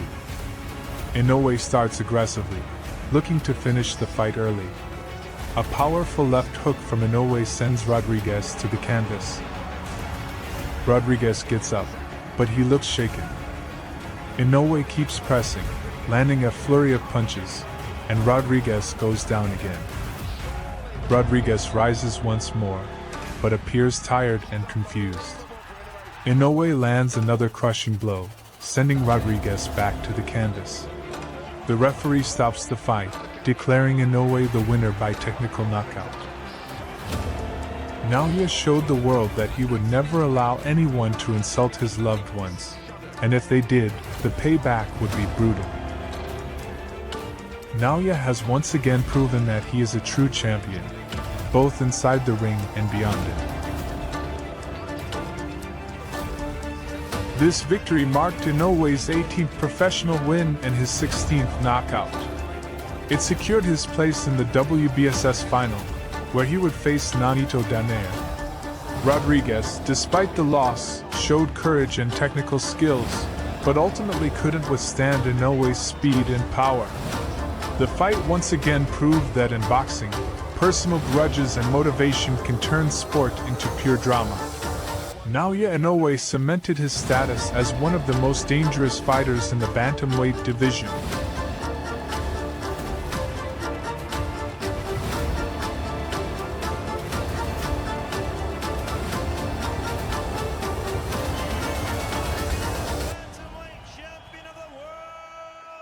Wiping him out clean.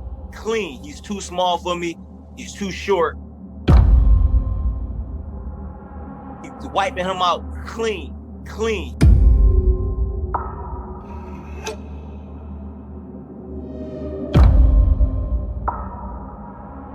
He's wiping him out clean. Tokyo, July 25, 2023, Ariake Arena. The city had been alive all week with anticipation. Posters of Naoya Inoue decorated every street corner, his face on billboards, buses, and shop windows. Restaurants had televisions tuned to pre-fight coverage, and newspapers called it the Battle of Tokyo. This wasn't just a boxing match, it was a national event. By the time fans poured into the Ariake Arena, the energy was electric. 20,000 voices echoed inside the dome, a thunderous choir chanting, "Inoue! Inoue! over and over. Across the world, eyes were glued to screens. In Philadelphia, in London, in Manila, in Mexico City, fans tuned in to see whether the Japanese sensation could once again defy the odds. Inoue was already a 3-division champion, feared for his ruthless power. But this was different. He was stepping up to super bantamweight against Stephen "Cool Boy" Steph Fulton, an undefeated champion known for his slick boxing, composure, and iron discipline. Some called Fulton the stylistic kryptonite to the monster. Taller, longer, defensively sound, if anyone could cool the fire, it was him. As the fighters made their ring walks, the contrast was striking. Fulton walked slowly, head high, his team surrounding him with calm confidence. No nerves, no theatrics, just the aura of a man who believed he belonged here. Then the lights cut out. A drumbeat shook the arena, and the crowd erupted as Inoue appeared, walking toward the ring with the focus of a warrior. He didn't smile, didn't wave. His eyes burned forward, locked on the ring. When he stepped through the ropes, the building trembled. The introductions finished, the referee gave his final instructions. Both fighters touched gloves. The bell rang, and silence washed over the crowd. Round 1 was a study in nerves and respect. Fulton extended his jab, circling, trying to keep Inoue at bay. But within seconds, the first jab from the monster pierced through the guard, snapping Fulton's head back. The noise inside the arena exploded. Inoue feinted low, darted in, and landed another. Fulton composed himself, fired a counter, but Inoue slipped it with ease. The first round ended with Inoue landing the sharper shots, establishing the theme: speed, precision, control. Round 2 brought more urgency from Fulton. He threw double jabs, pushed forward, and landed a body shot that drew cheers from his corner. But Inoue answered instantly, ripping a left hook to the ribs that made Fulton grimace. The Japanese star began to vary his rhythm: jab upstairs, hook downstairs, right hand over the top. By the bell, Fulton's right cheek was already reddening. Round 3 turned the tide further. Inoue's jab was no longer just quick, it was punishing, each one popping Fulton's head back violently. Fulton tried to return fire with a combination, but Inoue slipped the first 2 punches and cracked him with a straight right that landed flush. The crowd roared like thunder, sensing the monster was settling in. Fulton backed up, blinking, his cool demeanor beginning to waver. Round 4 was masterful. Inoue's footwork was dazzling, pivoting, sliding just outside Fulton's reach, firing precise combinations. He jabbed, hooked, pivoted, and landed again. Fulton's output dropped as he tried to defend against the onslaught. When they clinched, Inoue dug short punches into the body, leaving Fulton shaking his head but unable to deny the damage. By round 5, Fulton realized he needed to fight back. He planted his feet, threw heavier jabs, and connected with a right hand that landed clean. The American fans watching at home cheered.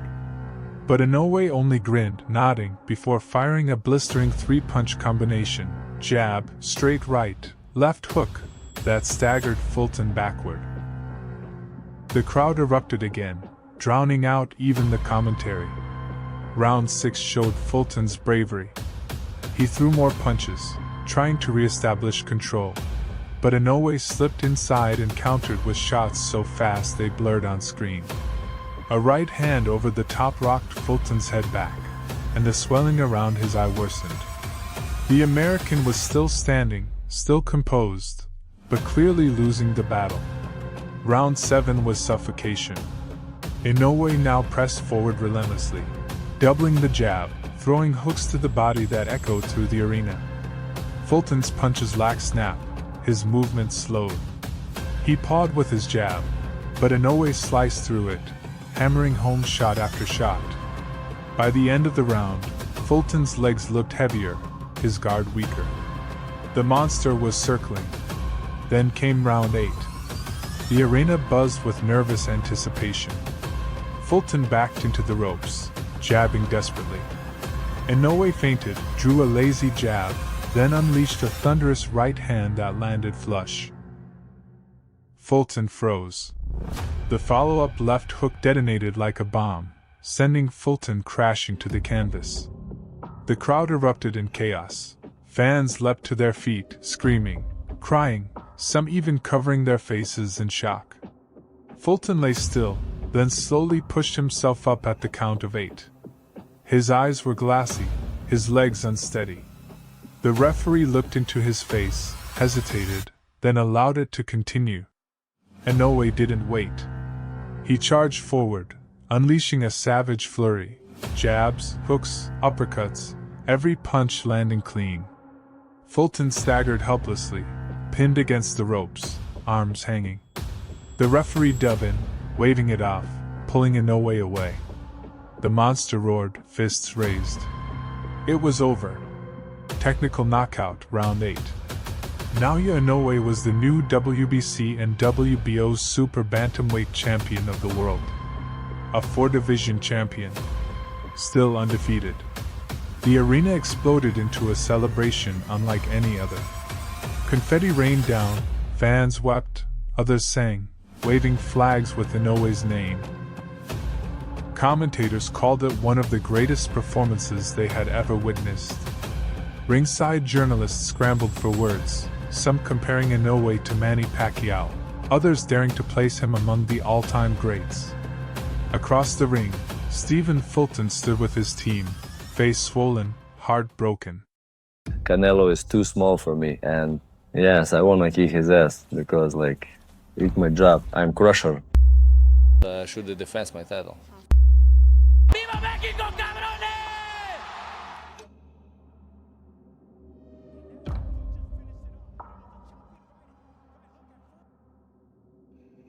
The night of November 2nd, 2019, was one of the most dramatic nights in modern boxing. Canelo Alvarez, already a 3-division world champion, took the biggest gamble of his career, moving up 2 full weight classes to face Sergey, the Crusher, Kovalev, the reigning WBO light heavyweight champion. It was a matchup of opposites, Canelo's speed, defense, and surgical precision versus Kovalev's size, reach, and knockout power. Many fans wondered if the smaller man could survive the heavy artillery of a natural light heavyweight. The MGM Grand Garden Arena in Las Vegas was electric as both fighters entered the ring, knowing that history was about to be written. Round 1. As the opening bell rang, Kovalev immediately asserted himself, firing his long, stiff jab to keep Canelo at distance. Canelo remained patient, reading Kovalev's rhythm, his upper body in constant motion, slipping, rolling, and taking small steps forward. Each time he managed to get inside, Canelo landed short, thudding hooks to the body, setting the tone for his strategy. Kovalev threw over 30 jabs, controlling the round, while Canelo landed fewer but heavier shots. The crowd roared as the round ended, Kovalev ahead, but Canelo was clearly planting the seeds for the later rounds. Round 2. Kovalev continued to pump the jab, mixing in straight rights to keep Canelo honest.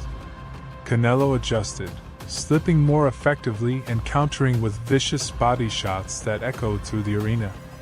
Midway through the round, Kovalev connected with a clean right hand that pushed Canelo back, but the Mexican star immediately responded with a crushing liver shot.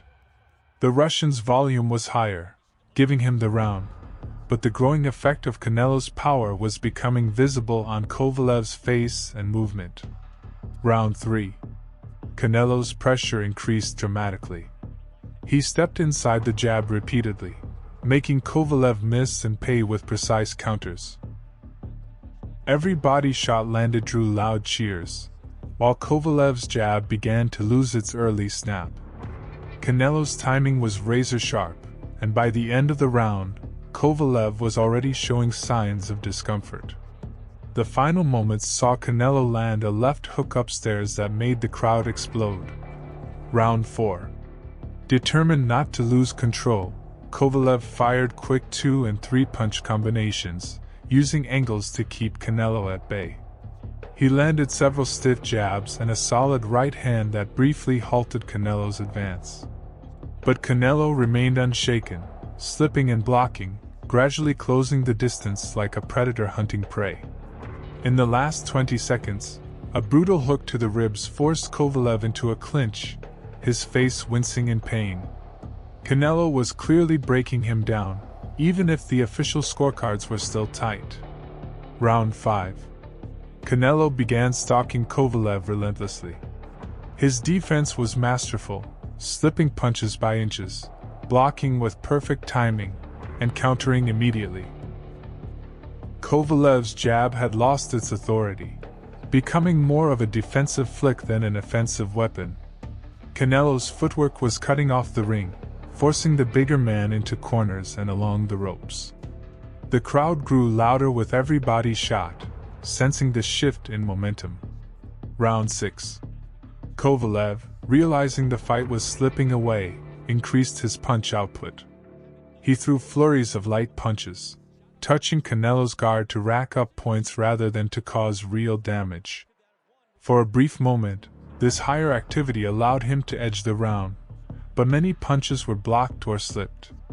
Canelo continued his patient attack, hammering the body whenever he saw an opening, knowing these shots would pay dividends later. Round 7. The tide had fully turned. Canelo now walked Kovalev down with zero hesitation, showing complete confidence. A sharp left hook snapped Kovalev's head back, stunning him and forcing him backward. Canelo followed with 2 hard shots to the body and a clean uppercut through the guard. The crowd erupted as Kovalev's legs wobbled. The bigger man was starting to break down, both physically and mentally. Round 8. Canelo's timing and rhythm were now perfect. He slipped under every jab, countering with explosive combinations to the body and head. Kovalev circled desperately, throwing only defensive jabs that lacked power.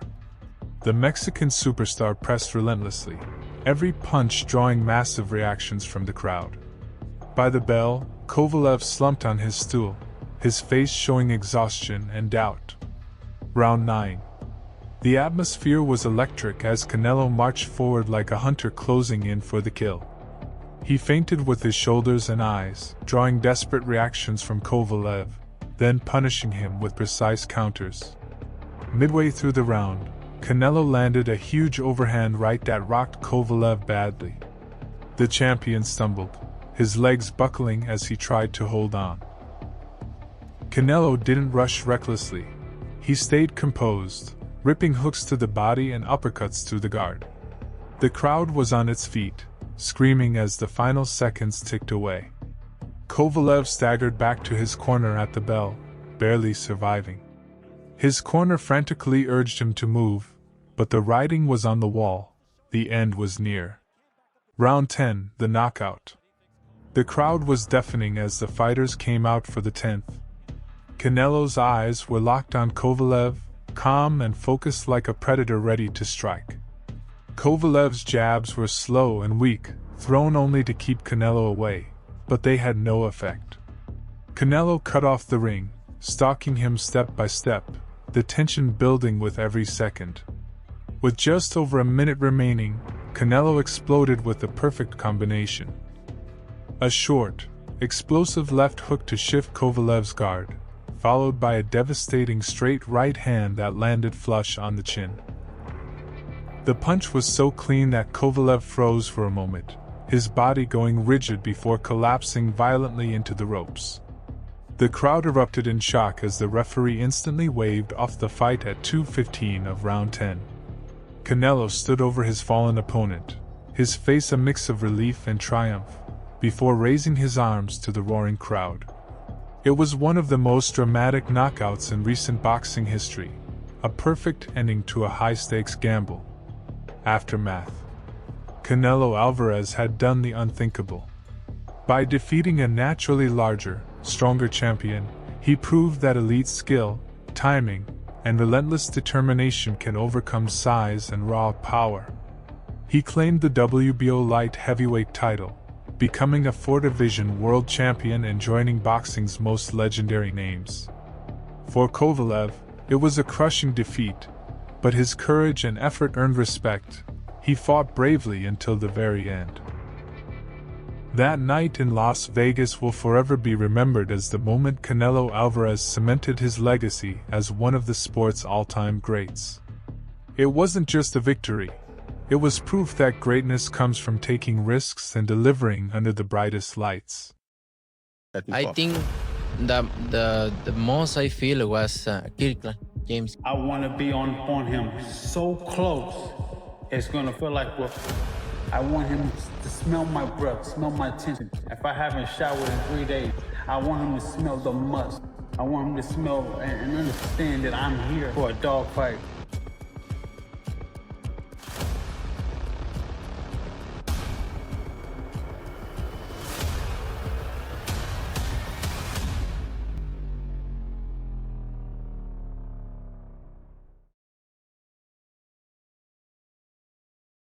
The night of May 9, 2015, in Houston, Texas, was charged with electricity and raw anticipation.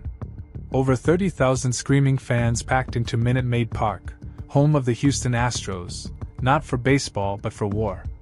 This wasn't just another fight. It was a showcase, a spectacle, a clash between two warriors known for their explosive styles. Canelo Alvarez, Mexico's red-haired young superstar, entered the ring already one of the sport's most celebrated talents, carrying the hopes of an entire nation. Across from him stood James Kirkland, a fearless fighter from Austin, Texas, whose reputation was built on relentless aggression and destructive punching power. Kirkland wasn't here to box cautiously. He came to tear through Canelo like a storm, to overwhelm him with volume and ferocity. There was no world title on the line, but the stakes were sky high. For Canelo, this was about proving he could come back stronger than ever after his decision loss to Floyd Mayweather and rise towards superstardom. For Kirkland, it was a chance to shock the world and announce himself as a legitimate force in the super welterweight division. Everyone knew this fight wouldn't go the distance. Both men were natural finishers, and fans buzzed with the knowledge that this bout was destined to produce chaos, violence, and perhaps an unforgettable knockout. As the fighters made their ring walks, the atmosphere felt like a powder keg ready to explode. The crowd roared as Canelo's name echoed through the arena, while Kirkland paced like a predator, his eyes locked on his opponent. The tension was so thick you could almost feel it in the air. This wasn't just a fight, it was a collision of wills. Round 1, fireworks from the start. The opening bell rang, and Kirkland wasted no time, charging forward like a hurricane. Known for his fast starts, he swarmed Canelo with wild, looping hooks and straight punches, trying to bully him into the ropes. Canelo, calm and composed, moved backward, using subtle head movement to slip the incoming storm. Kirkland landed a few glancing shots to the body, pushing Canelo into the corner. The crowd screamed as Kirkland unleashed a furious barrage, throwing more than 30 punches in rapid succession. But then Canelo struck. Midway through the round, as Kirkland threw a wide right, Alvarez slipped perfectly and countered with a devastating straight right hand right down the middle. The punch landed flush, snapping Kirkland's head back and freezing him for a split second. Canelo immediately followed with a sharp uppercut, then a clean left hook to the jaw. Kirkland crashed to the canvas as the arena erupted like a volcano. For a moment, it looked like the fight might already be over. Kirkland, showing tremendous heart, beat the count and got back to his feet. His eyes were wild, his legs shaky, but he waved Canelo in defiantly. Sensing blood, Canelo attacked again with pinpoint counters as Kirkland continued to swing wildly. The final 20 seconds were pure chaos, both fighters throwing bombs as the crowd stood on their feet, knowing this was only the beginning. Round 2, Kirkland fights back. Kirkland came out in the second round with renewed determination, determined not to let the fight slip away. He stormed forward again, pinning Canelo against the ropes and landing several heavy shots to the body. Canelo covered up tightly, rolling with punches and slipping just out of range. Every time Kirkland opened up, Canelo answered with razor-sharp counters, his accuracy on full display. The crowd was split, half cheering for Canelo's precision, half screaming for Kirkland's relentless attack. The round was grueling. Kirkland's non-stop volume created chaos, while Canelo's calm under pressure gave him the edge in every exchange. Late in the round, Canelo unleashed a picture-perfect right cross that staggered Kirkland badly. For a moment, it looked like Kirkland might go down again, but his warrior spirit kept him upright. The fans were on their feet, fully aware they were witnessing something special, a battle of heart, skill, and sheer willpower. Round 3, the knockout heard around the world. As the third round began, the arena was buzzing with tension. Kirkland, still pressing forward, tried to smother Canelo's offense with raw aggression, throwing wild punches and forcing exchanges. But Canelo's timing was now locked in. He calmly stepped back, reading Kirkland's every move.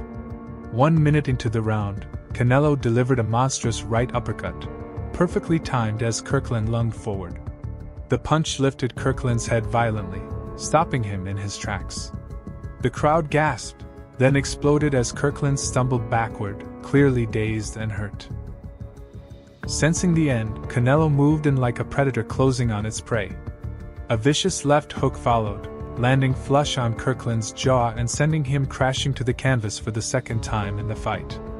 The referee began the count as the crowd counted along, the noise deafening.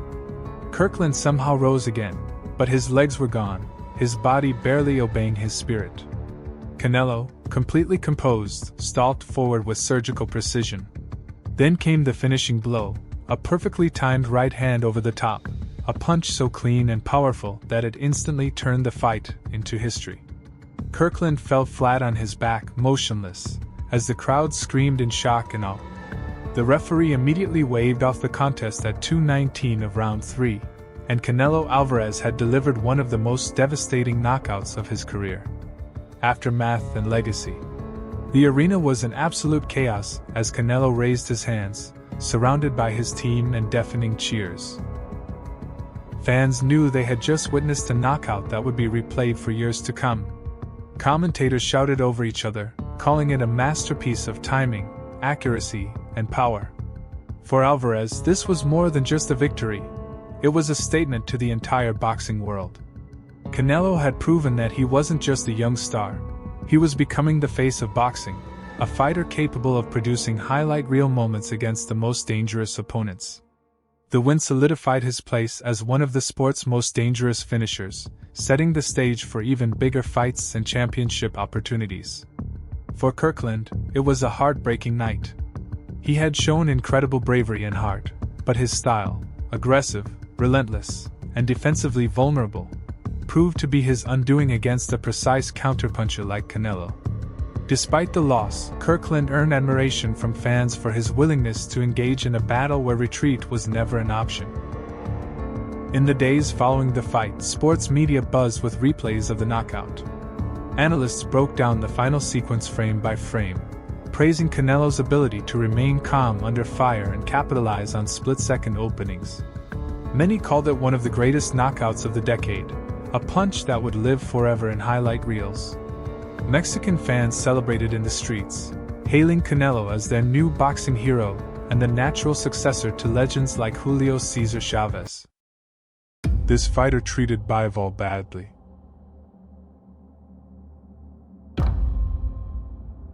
But he paid for it.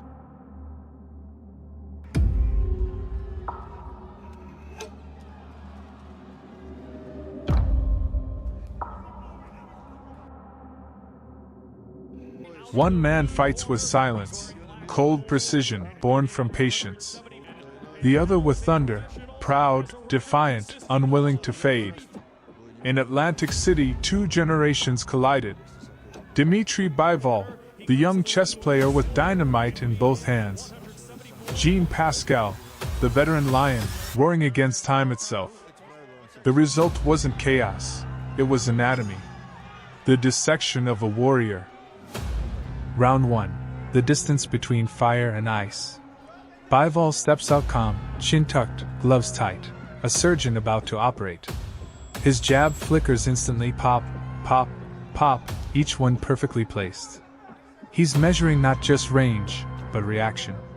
Pascal crouches low, shoulders rolling, eyes alive. He studies the rhythm, then explodes without warning, a leaping overhand right. It whistles past Bivall's temple and crashes into his guard. The crowd gasps. Pascal grins. Bivall doesn't blink.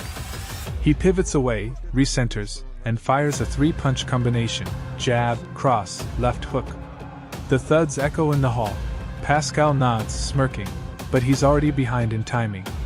For the next minute, Bivall establishes dominance with motion: step left, jab to chest, step right, jab to head. He looks effortless. Pascal looks impatient. In the final 30 seconds, Pascal lunges again, winging hooks like grenades. Bivall slides back half a step and punishes him with a laser right counter straight through the middle. Bell. The champion returns to his corner unmarked, the veteran already breathing hard. Round 1. Clinical control. Round 2.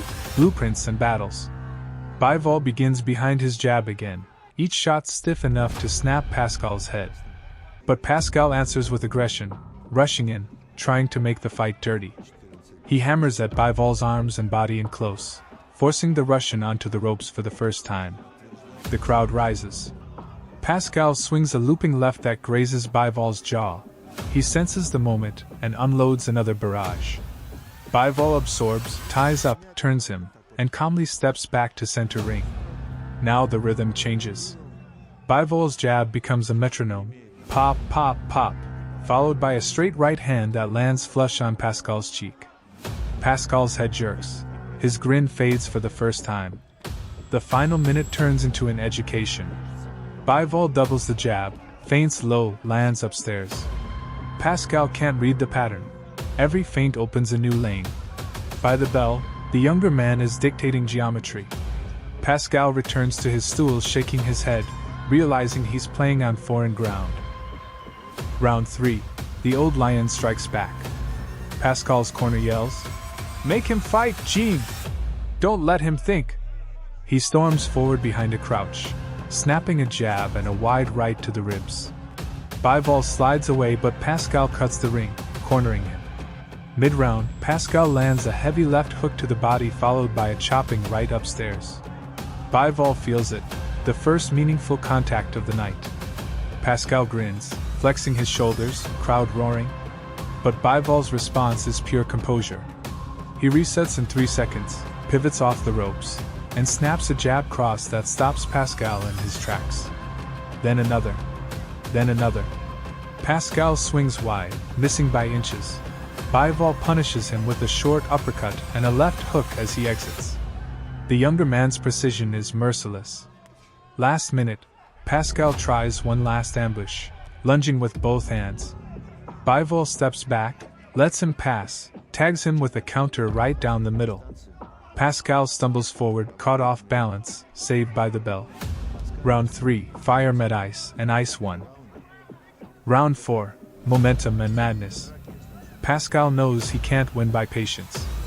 He dives in with reckless energy, throwing wild overhands, trying to turn boxing into a brawl. The crowd loves it, it's chaos. A right hook sneaks through, snapping Bivall's head slightly. For the first time, the champion's face hardens. He pivots, digs a right to the body, then a crisp 1-2 upstairs. The rhythm returns to order. Pascal swings again. Bivall catches him mid-motion with a straight right that lands like a hammer. Pascal's knees dip. He stumbles to the ropes but refuses to fall. They trade in the pocket. Pascal's looping hooks versus Bivall's straight artillery. The veteran lands glancing blows. The champion lands clean ones. In the final 20 seconds, Bivall strings together 6 precise punches that send sweat flying from Pascal's head. Bell. Pascal grins through the pain, nodding at the younger man. Not done yet. Bivall just stares, cold, expressionless. Round 4, Discipline over Chaos. Round 5, a masterclass in control. The 5th opens with Bivall's full toolkit on display. Double jab, pivot, right cross, sidestep, uppercut. Every movement serves a purpose. Pascal presses, trying to rough him up, but he's chasing shadows. Bivall's footwork is ballet in armor, light but deadly. Halfway through, Bivall traps Pascal mid-ring and lands a perfect 1-2-3 combination. The last punch, a right cross, thuds like a baseball bat. Pascal stumbles but keeps his balance, waving him forward. Bivall refuses the invitation. He's not hunting the knockout, he's teaching. He jabs, circles, resets, lands again. Pascal's swings grow slower, heavier, frustrated. The crowd begins to appreciate the artistry. By the bell, it's clear, the younger man isn't just winning rounds, he's dismantling resistance. Round 6, the veteran's heart. Pascal, desperate, comes out throwing bombs. He lands one decent right hand to the jaw, the crowd erupts. Bivall immediately answers with 3-punch precision, neutralizing the moment. Still, Pascal keeps coming, face tight with effort. He wings hooks to the body. Bivall rolls, counters with straight shots that find the mark every time. Mid-round, Bivall lands a snapping right that stiffens Pascal's legs. The referee leans in, watching closely. Pascal grits his teeth and fires back, roaring as he swings. The crowd stands screaming. They're watching courage, not victory. Bivall, efficient and merciless, closes the round with clean jabs and a final cross to punctuate his dominance. Pascal staggers to his corner, still refusing to fall. Round 6, the lion still roars, but the hunter never blinks. Round 7, clinical punishment. Bivall's timing now is perfect. He throws in rhythms that Pascal can't read, triple jab, feint pause, right hand hook. Every connection sounds heavier. Pascal still tries to respond, ducking low, swinging wide. He's brave, but he's slowing, his arms dropping a fraction sooner each time. Midway through, Bivall unleashes a 6-punch combination, every shot crisp, straight, clean. Pascal wobbles, the referee hovers. But Pascal's pride won't allow surrender. He answers with a huge right hand that sails past, missing by inches, and Bivall counters instantly with a straight right that freezes him again. The bell saves Pascal. His corner pours water on his head. He doesn't sit, he just stares, breathing fire, living on instinct. Bivall hasn't just outboxed him, he's outlasted his rhythm. Round 8, the War of Pride. Pascal rises from his stool with a growl. He knows he's behind. The scoreboard may be slipping away, but pride is still on the table, and pride is what drives him now. He rushes out, charging into Bivall's territory, head low, gloves high. The first 30 seconds are chaos.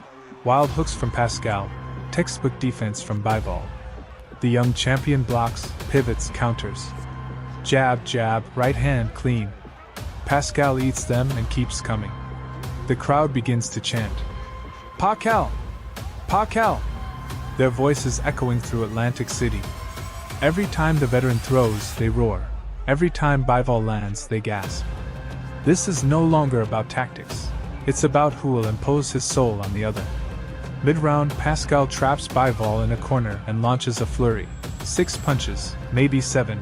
Most on arms, one grazing the chin. Bivall's eyes narrow. He steps sideways and unleashes a precise 4-punch counter. Jab, right cross, left hook, right hand. Each one lands flush. Pascal freezes for half a heartbeat, then fires back out of instinct, grunting with every shot. They separate. Both men breathing hard now. Bivall's corner shouts in Russian, calm and measured. Pascal's team yells in French and English, frantic, desperate. Final 30 seconds. Both throw everything they have. Bivall's technique stays perfect, but Pascal's will is overwhelming. Ding! No knockdowns. No quit.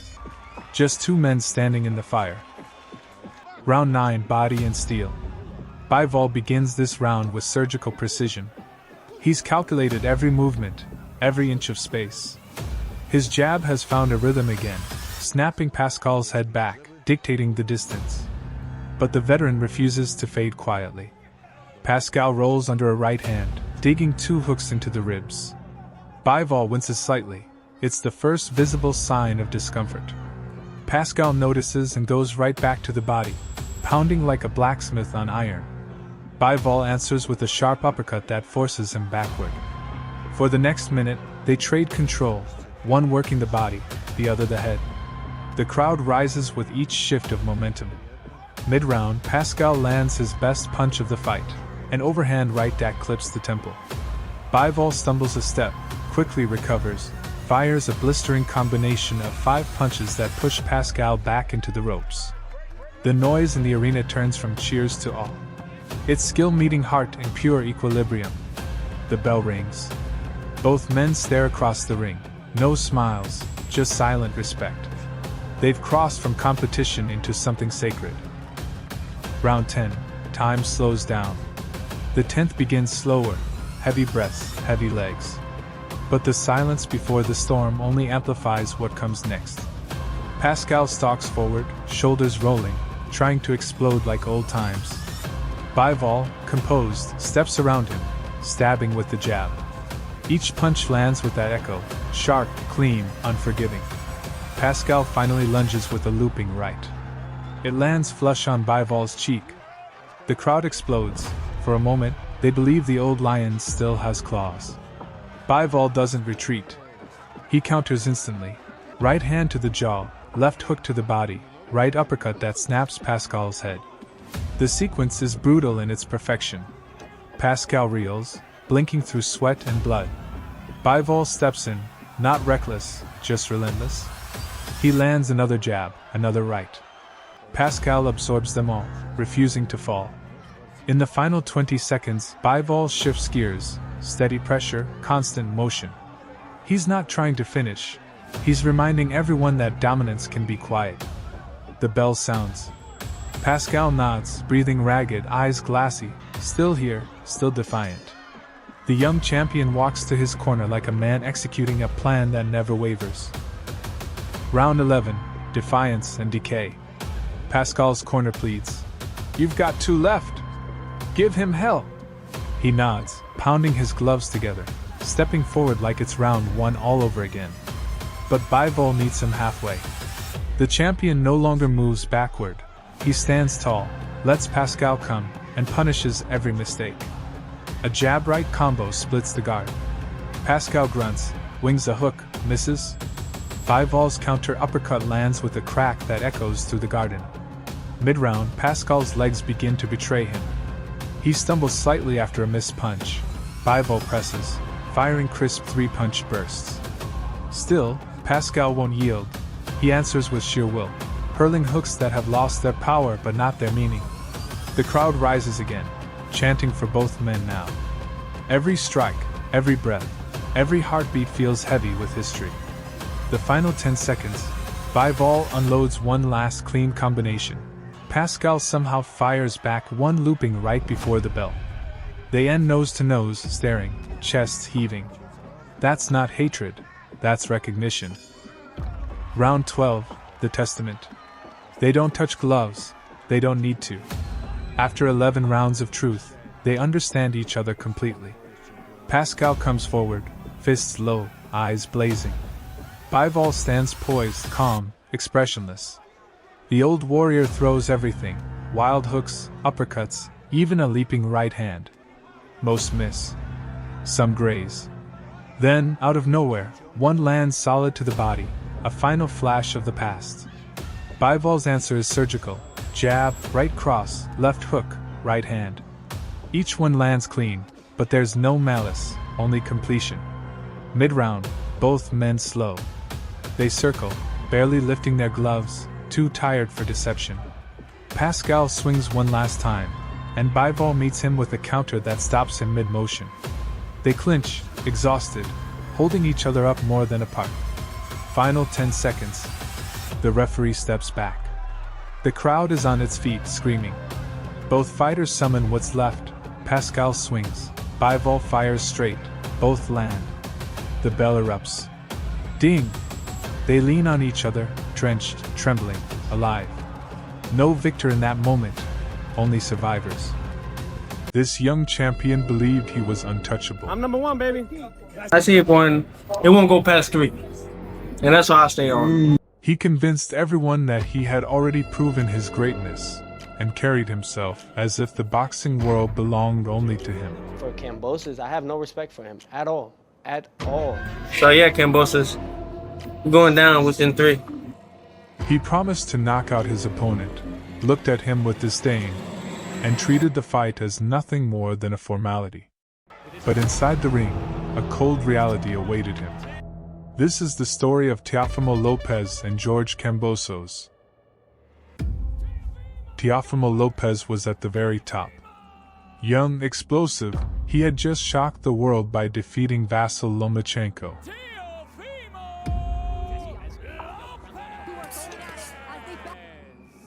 That victory lifted him to the pinnacle of the lightweight division. He captured all the major titles and became a true star. His record, 16 wins, 12 by knockout, and no defeats. Lopez carried incredible self-confidence, a dangerous right hand, and the reputation of a knockout artist. He didn't just want to win, he wanted to destroy his opponents. On the other side stood George Kambosos, an Australian fighter few people talked about. He was seen as the underdog, a temporary challenger for the champion. He entered the fight with 19 wins, no losses, but almost every expert dismissed his chances. He had speed, grit, and relentless determination. But who could believe he'd get through? Teo. Lopez himself treated him with disdain. He promised a first-round knockout, called Kambosos a zero opponent. He walked into the ring like a king, convinced this fight would be a quick execution.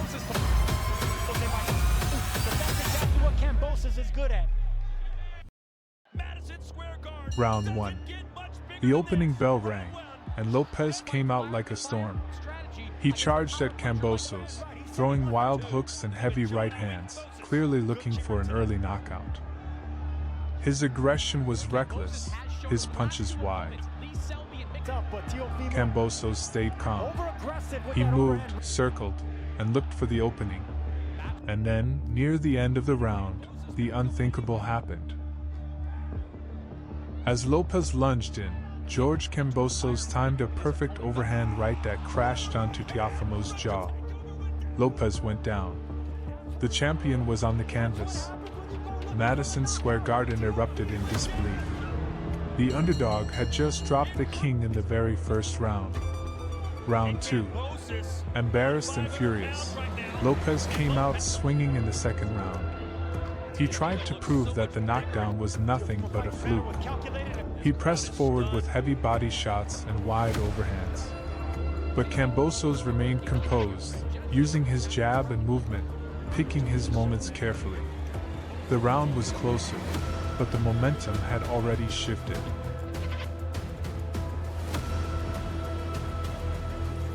Round 3. The Australian began to find his rhythm. His jab snapped into Lopez's face repeatedly. His straight right hand landed clean. Lopez looked dangerous, but he was missing often, swinging at air while Kambosos punished him with sharp counters. Round 4. Lopez tried to bring the fight into close range. He landed some strong body shots and uppercuts, but Kambosos responded with quick 2- and 3-punch combinations to the head. The exchanges were fierce, but the challenger's accuracy stood out.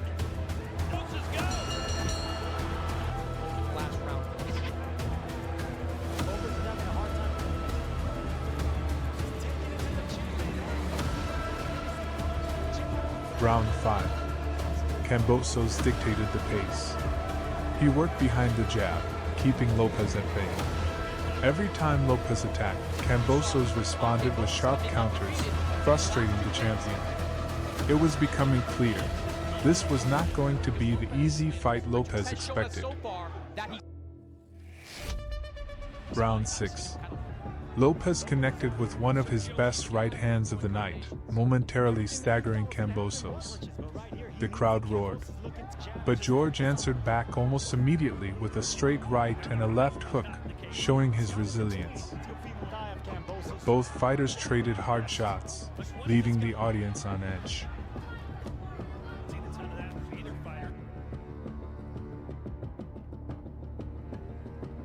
Round 7. Lopez dug deep to the body, trying to wear Kambosos down. Yet George kept moving, kept jabbing, and kept answering with sharp counters. Lopez had moments, but he could not break the challenger's rhythm.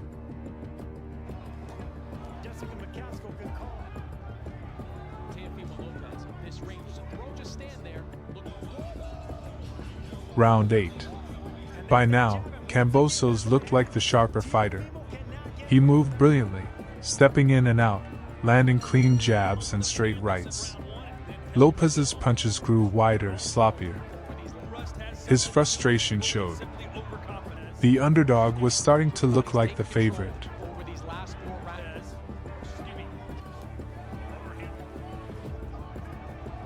Round 9. Feeling the fight slipping away, Lopez pressed harder, throwing wild combinations. But Kambosos stood his ground, meeting him with counters and precise punches. It was strength versus precision, and precision was winning.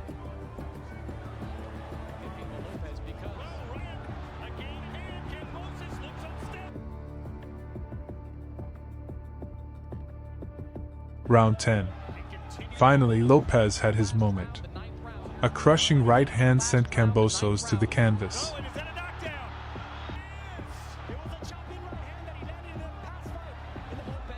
The champion roared, the crowd went wild. George was hurt but not broken.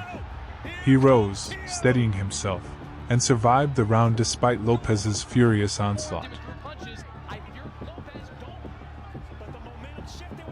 For a moment, it felt like the tide might turn. Round 11. Instead of folding, Kambosos came back stronger. He pushed Lopez back, peppering him with jabs, combinations, and overhand rights. Lopez looked tired, his punches slowed, while Kambosos poured it on. The challenger closed the round with dominance, showing the heart of a true champion.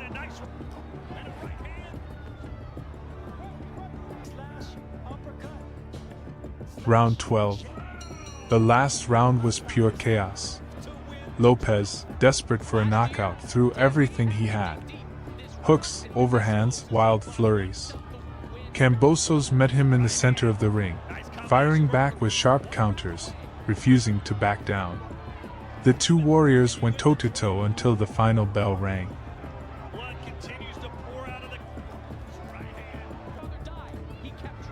The judges' scorecards read split decision. But the winner, a new unified lightweight champion of the world, was George Kambosos. The crowd erupted. The underdog had done the unthinkable. He had dethroned the champion. Teofimo Lopez's arrogance had cost him. He underestimated a man with iron will, discipline, and an unbreakable heart. And in that ring, it was George Kambosos who stood tall, proving that sometimes belief and determination can topple even the mightiest of champions. This was not just an upset. It was one of the greatest shockers in modern boxing history. I'ma wash up in Gennady Golovkin's blood, then dig the hole where the hole's already dug, then bury him. Come Saturday, I'm gonna Gennady up.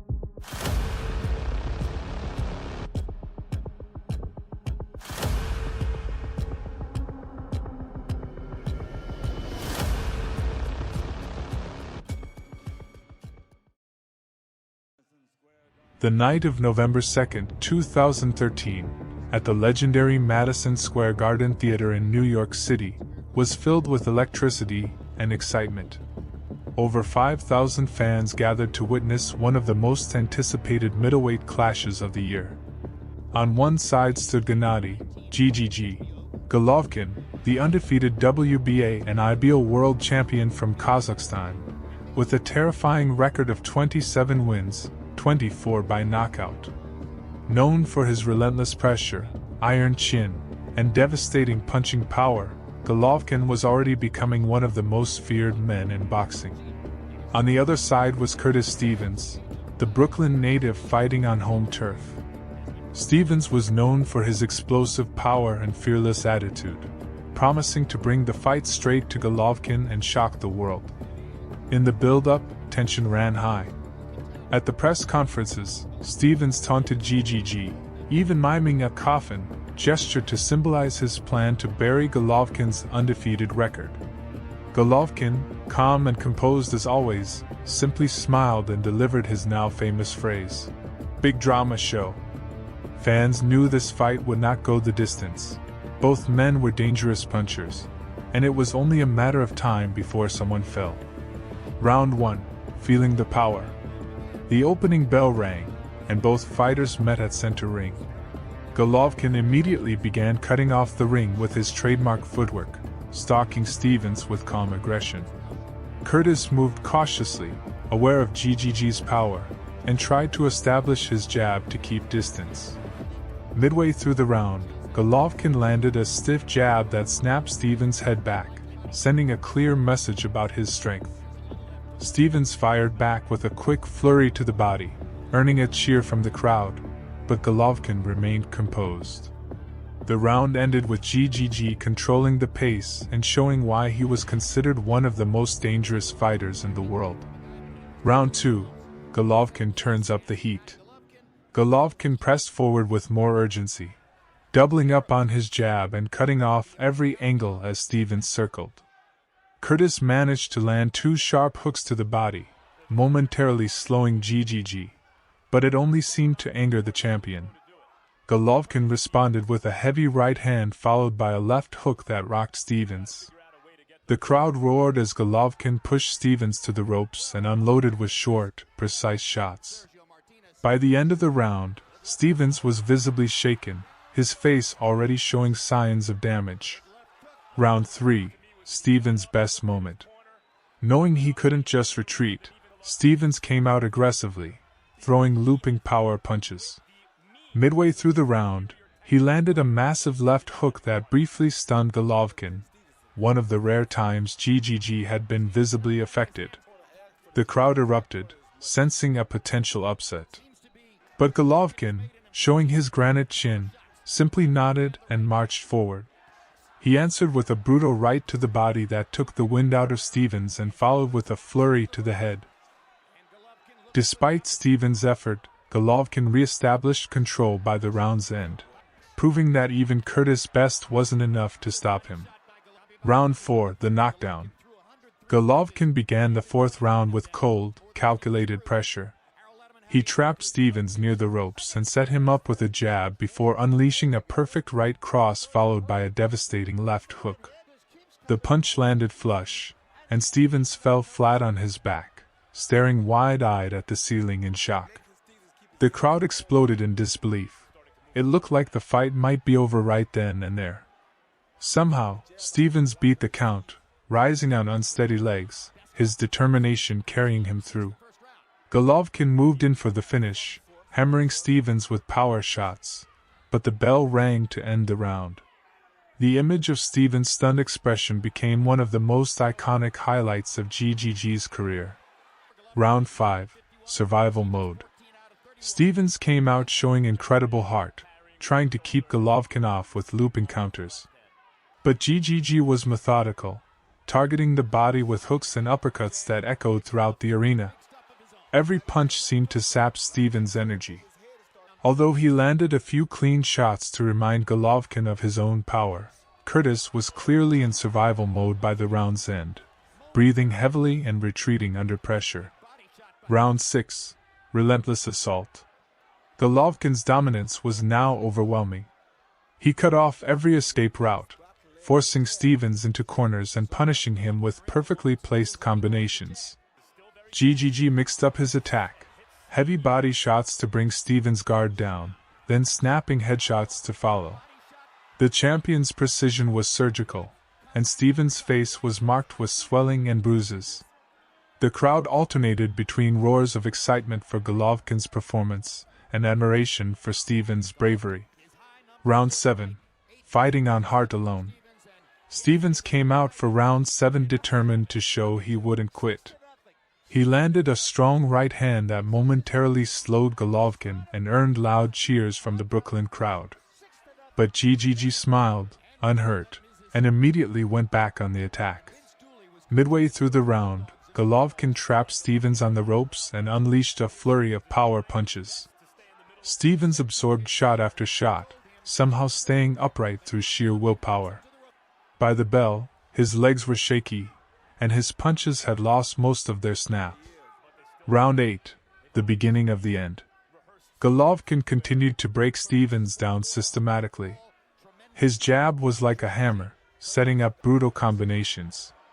Every time Stevens tried to move or clinch, GGG created space and punished him with short hooks and uppercuts. The referee and Stevens' corner were both watching closely, knowing the end was near. The challenger's face told the story: swollen eyes, a busted nose, and exhaustion written all over him. Round 9, the stoppage. Golovkin came out determined to finish the fight. He immediately drove Stevens back to the ropes and unleashed a merciless barrage. Crushing body shots, vicious uppercuts, and thudding hooks. Curtis barely threw back, trapped and overwhelmed.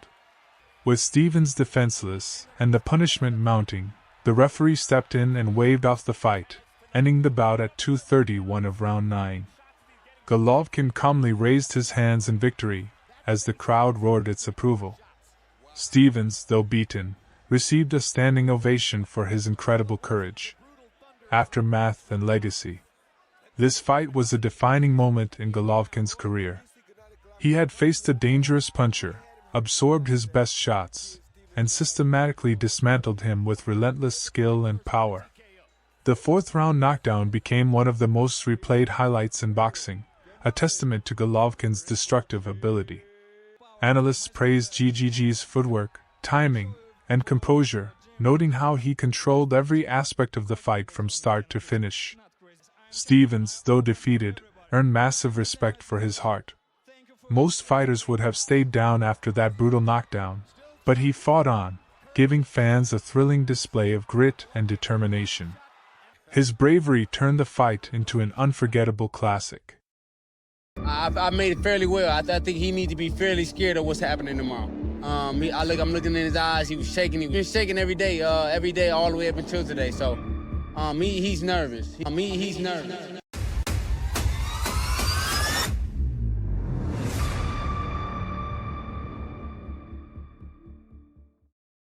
The night of March 12, 2023, in Sydney, Australia, carried the energy of a once-in-a-generation event. Over 20,000 roaring fans packed the Kudos Bank Arena to witness their hometown hero, Tim Tszyu, step into the ring for the biggest fight of his career. The stakes were massive: the interim WBO super welterweight title and a chance to prove he was ready to inherit the throne once held by his legendary father, Kostya Tszyu. Across from him stood Tony Harrison, the only man ever to defeat Jermel Charlo, a former world champion with world-class experience, skill, and confidence. For Tim, this was about more than a belt. It was a battle for respect and recognition. For Harrison, it was the opportunity to crush Australia's rising star on his home soil. In the weeks leading up to the fight, the trash talk built anticipation. Harrison dismissed him as a one-dimensional brawler, questioning whether he belonged at the world level. Tim, usually calm and respectful, responded with quiet determination, promising to show the world his full arsenal. Fans were divided. Could Harrison's slick boxing outclass Tim's pressure and power, or would Tsayu's relentless style break the American down? When fight night arrived, the atmosphere was electric, a mixture of pride, tension, and raw excitement. Round 1, testing the waters. The bell rang, and Harrison immediately used his jab, keeping Tim at distance and trying to establish control. His footwork was smooth, his head movement sharp, and he peppered Saya with quick straight shots. Tim stayed patient, closing the distance slowly, throwing probing jabs and feints to read his opponent's timing. Harrison won the round on activity, but Saya's calmness suggested he was studying his prey, not struggling. Round 2, Harrison's rhythm. Harrison grew in confidence, snapping his jab like a whip and moving gracefully around the ring. He landed several clean right hands and began talking to Tim, taunting him mid-fight. The crowd grew restless as Harrison's slick boxing seemed to frustrate their hero. But Saya kept his composure, blocking many punches on his gloves and slipping inside just enough to land a few hard body shots before the bell. Round 3. Tim turns up the heat. Saya came out with a subtle adjustment, cutting off the ring more aggressively. He backed Harrison toward the ropes, landing a stiff jab and a thudding right hand to the body. Harrison still had success at range, but Tim's punches now carried authority, and each shot echoed through the arena. The round ended with the momentum shifting ever so slightly toward Saya, a sign of what was to come. Round 4, breaking down the defense. Tim began to walk through Harrison's punches, his relentless pressure becoming harder to handle. He landed a clean uppercut on the inside that snapped Harrison's head back, drawing roars from the crowd. Harrison's jab was still active, but Tim's bodywork was starting to slow his legs.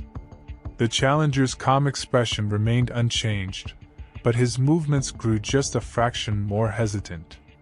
Saya's confidence was clearly growing as he marched forward, absorbing jabs and answering with power shots. Round 5, the crowd erupts. Saya's aggression reached another level.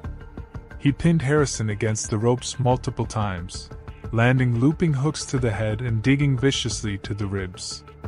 The crowd chanted Tim's name as every clean punch connected.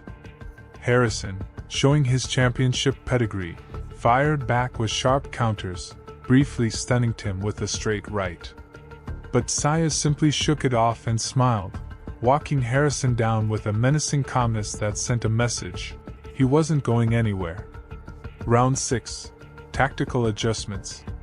Harrison tried to reset, doubling up his jab and moving laterally to regain control of the fight. For the first minute, he had some success, landing crisp shots and avoiding exchanges. But midway through the round, Saya cut the ring off perfectly and landed a punishing right hand over the top. Harrison's knees buckled slightly, and Tim immediately capitalized, swarming him with combinations to the head and body. The American survived, but his breathing was heavier, his movements slower, signs that the constant pressure was taking its toll. Round 7, total control. Saya now looked completely in command. He stalked Harrison relentlessly, slipping jabs and digging to the body with surgical precision. Every shot seemed to sap Harrison's strength, while Tim grew stronger with each exchange. Late in the round, Saya landed a monstrous left hook that staggered Harrison badly. Only the ropes kept him upright as the crowd exploded, sensing the end might be near. Harrison's corner shouted desperately, urging their fighter to hold on. Round 8, the beginning of the end. Harrison came out throwing, trying to reassert himself, but Saya's pressure was suffocating. Midway through the round, Tim unleashed a brutal uppercut inside that rocked Harrison's head back violently. Smelling blood, Saya unleashed a relentless barrage, left hooks, right hands, body shots. Harrison's legs wobbled as he staggered to the ropes, barely able to defend himself. The Australian crowd was deafening, urging their hero to finish what he started. Harrison somehow survived the round, but the damage was severe. Round 9, the knockout. Saya came out like a man possessed. Within the first minute, he landed a clean right hand followed by a vicious left hook that sent Harrison crashing back into the ropes.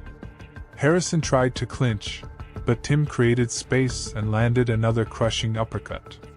The referee watched closely as Harrison slumped, taking heavy punishment without meaningful return fire. Finally, After a final flurry of unanswered shots, the referee stepped in and waved off the fight, stopping it at 2:43 of round 9. The arena erupted in celebration as Saya climbed the ropes, roaring with emotion. Harrison, exhausted and battered, received respect from the crowd for his courage. Aftermath and legacy. With this emphatic victory, Tim Tsaya claimed the interim WBO's super welterweight title, proving to the world that he wasn't just living in his father's shadow, he was blazing his own path. The win positioned him for a future showdown with undisputed champion Jermel Charlo, setting the stage for one of the division's most anticipated fights. Analysts praised Tim's relentless pressure, iron chin, and ability to adapt mid-fight. What began as a contest of skill versus aggression ended as a display of sheer willpower and determination. I'm ready. I believe in my skills and I'm very confident with how strong I am. A lot of people tried to tell me, do you even know who you're stepping into the ring with? I believe in me. I had a long trip to this moment, and now I have to do my job. No one considered him dangerous. You could tell by the belt shining on his opponent. But in the ring, he proved once again who he truly is.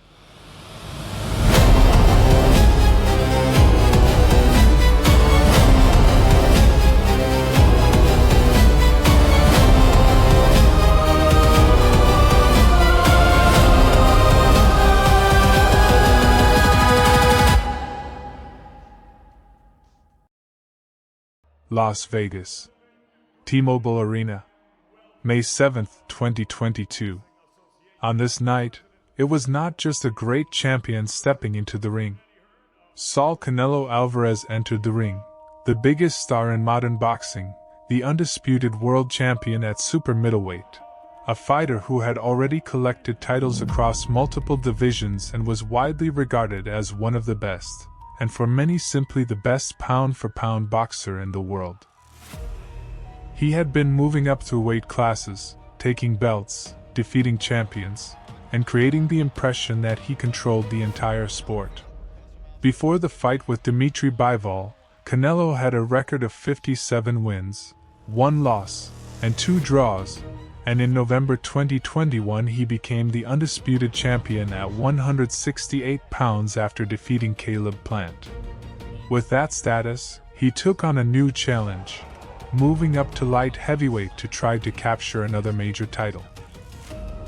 Across from him stood Dimitri Bivol, the WBA light heavyweight champion.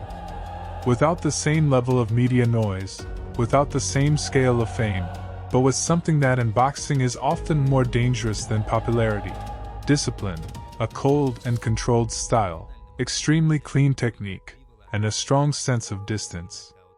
At the time of the fight, Bivol held a record of 19-0 with 11 knockouts. He had already been a world champion for several years, yet outside the close boxing community he remained underestimated by many. That is why the poster looked like a global superstar facing another champion.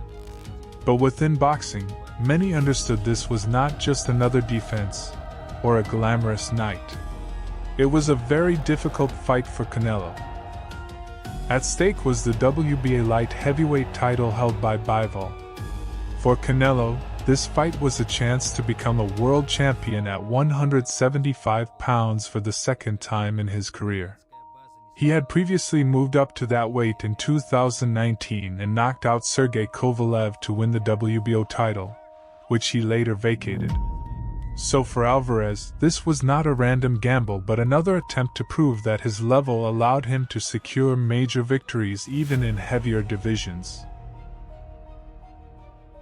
For Bivol, it was a chance to defend his belt against the biggest name in boxing and finally step out of the shadows. And if you look at this fight not through posters but through boxing itself, the intrigue was much deeper. Canelo was no longer just a puncher. He had become a master of timing, counterpunching, disrupting an opponent's rhythm, body movement, and short explosive combinations. His style relied not only on power but on the ability to read mistakes. Canelo made opponents miss and then punished every error.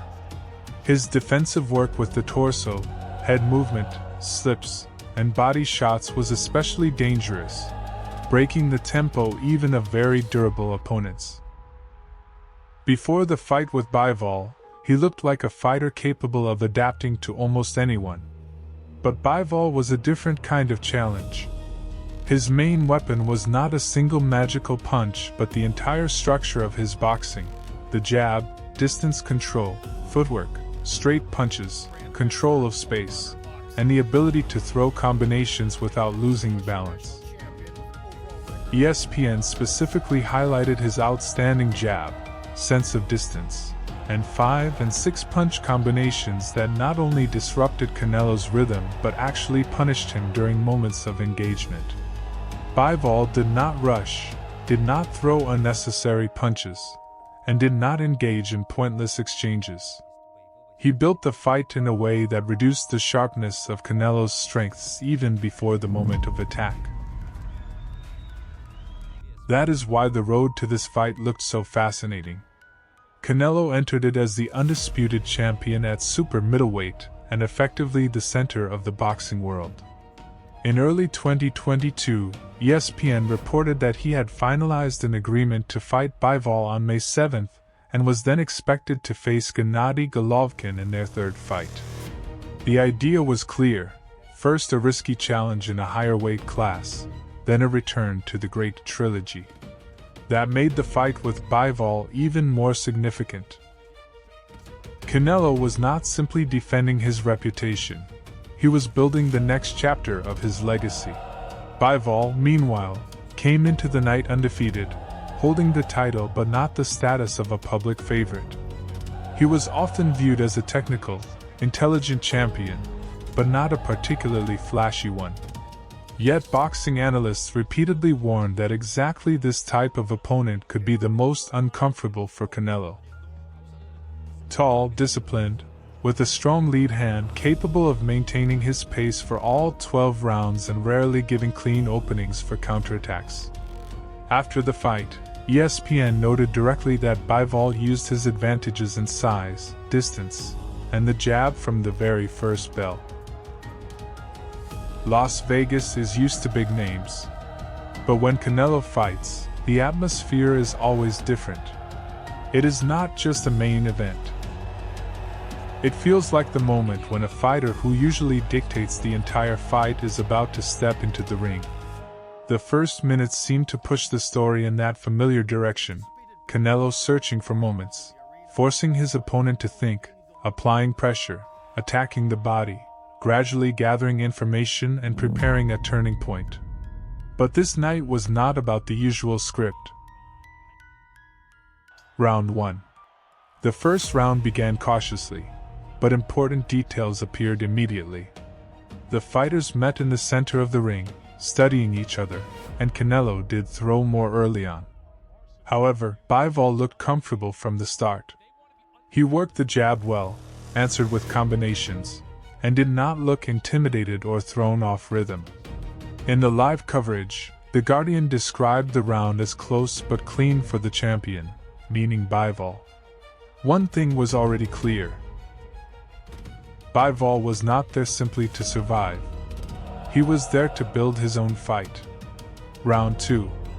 In the second round, Canelo responded strongly. He began landing around Bivol's tight guard more often, caught the chin with a hook, landed a clean uppercut, and looked more convincing in the power exchanges. Bivol increased his combination work, but not everything landed clean. Many reports gave this round to Canelo, and it felt like the moment when the Mexican star was beginning to find the distance. His familiar traits were visible: a short burst, a pause, and reading the opponent's reactions. Round 3. The third round became very important because it showed that Bivol was not just observing and collecting information. He started imposing his own structure. He landed well to the body with the right hand and then brought the attacks upstairs, working behind combinations of jabs and straight punches. The Guardian noted that Bivall's hand speed began to trouble Canelo, although Canelo also worked the body effectively. The fight had not fully turned yet, but the message was clear. The 175-pound champion was not only absorbing Canelo's punches, he was answering with volume and precision. Round 4. In the fourth round, Bivall continued finding success with the jab from distance. He used his reach well, stepping into range only when it made sense, mixing body attacks with shots upstairs. The Guardian noted that Canelo's face was already beginning to redden from the steady work to the head. Alvarez did apply pressure and landed a good right uppercut late in the round, but the overall picture was becoming clearer. Bivall was dictating the geometry of the fight. He was not allowing Canelo to execute his usual rhythm at a comfortable distance. There is also an important historical detail here. ESPN later reported that all 3 judges gave Canelo the first 4 rounds, which is one reason why the official score of 115 to 113 looked much closer than the actual flow of the fight. Officially, Canelo had started well on the scorecards, even though many live reports and analysts were already seeing Bivall's edge earlier. Round 5. The 5th round became one of the key turning points. Canelo continued pressing forward, but a problem was already visible. He could not maintain the same attacking tempo for long stretches. Bivall caught him near the ropes and unleashed a long combination of 7 or 8 punches, several of which landed cleanly. It was a telling moment. Normally, opponents become nervous near the ropes against Canelo. Here, it was Bivall who looked calm, confident, and emotionally controlled. He was not afraid of the ring position. Instead, the ring was becoming uncomfortable for Canelo. Round 6. The 6th round remained high quality and tactical. Bivall continued to use his footwork, intelligence, and size, avoiding clear openings. His activity dipped slightly during this round, and some reports awarded it to Canelo. But even in that type of round, it was no longer possible to say that Alvarez fully controlled the center of the fight. Instead, he had to work extremely hard for every successful moment.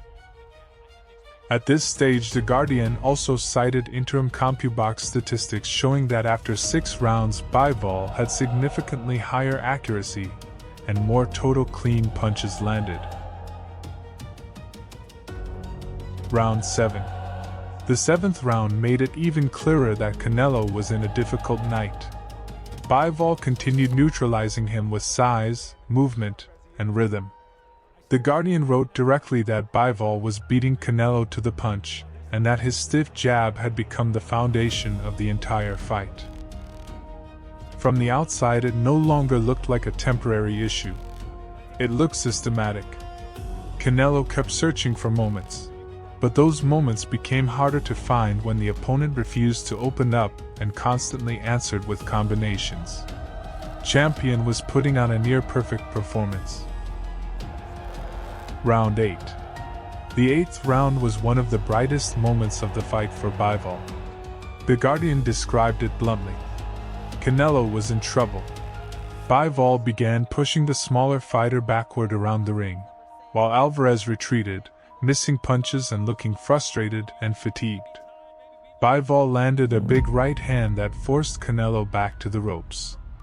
At that point, the debate about small details no longer mattered. The light heavyweight champion was putting on a near-perfect performance. Round 9. The 9th round became a brief comeback attempt for Canelo. He pressed Bivall to the ropes, increased his output, and landed some good punches. But there was a problem. As The Guardian noted, even this good round for Canelo cost him significant energy, while Bivall, who absorbed the pressure, still had more fuel left for the championship rounds. This may have been the key psychological moment of the fight. Canelo was still fighting, still trying to take back initiative, but to win he now had to invest far more energy than he was used to spending against elite opponents. Round 10. The 10th round returned the fight to Bivol rhythm. The Guardian summarized it simply: another round for Bivol, complete control, and Canelo now needed a knockout. CBS described this stretch as extremely strong for the champion. Bivol combined well, worked behind the jab, caught Canelo while he was retreating, and did it without unnecessary risk. It was not a wild exchange. It was technical superiority at a high tempo. Bivol was not just outlanding Canelo. He was making him look uncertain. Round 11. In the 11th round the situation became even tougher for Alvarez. Bivol absorbed his power punches with defense, answered with cleaner and heavier shots, and visibly frustrated Canelo. During this stretch there was a moment when Canelo lifted Bivol almost into the air during a clinch, a clear sign of frustration. Both CBS and The Guardian emphasized that Bivol continued to win the round through defense, combinations, and clean work. This was no longer simply a lead on the scorecards. It felt like the light heavyweight champion was controlling even the psychology of the fight. Round 12. In the 12th round Canelo tried to save the fight. He moved forward knowing the decision might not be in his favor. But Bivol did not fall apart. The Guardian wrote that he continued landing cleaner and harder punches while Canelo never found an answer to the jab. CBS added that Alvarez's early pressure broke against Bivol's defense, and the champion forced Canelo backward again with jabs and counters. It was a finish where Bivol did not merely survive to the bell. He closed the fight confidently. Then came the official result. Dimitri Bivol defeated Saul Canelo Alvarez by unanimous decision. Official scorecards: 115 to 113, 115 to 113, 115 to 113. Bivol retained the WBA light heavyweight title. For Canelo, it was only the second loss of his professional career and the first since his fight with Floyd Mayweather in 2013. ESPN specifically noted that the scorecards appeared much closer than the actual fight. I have a message for people who bet on me today, who won.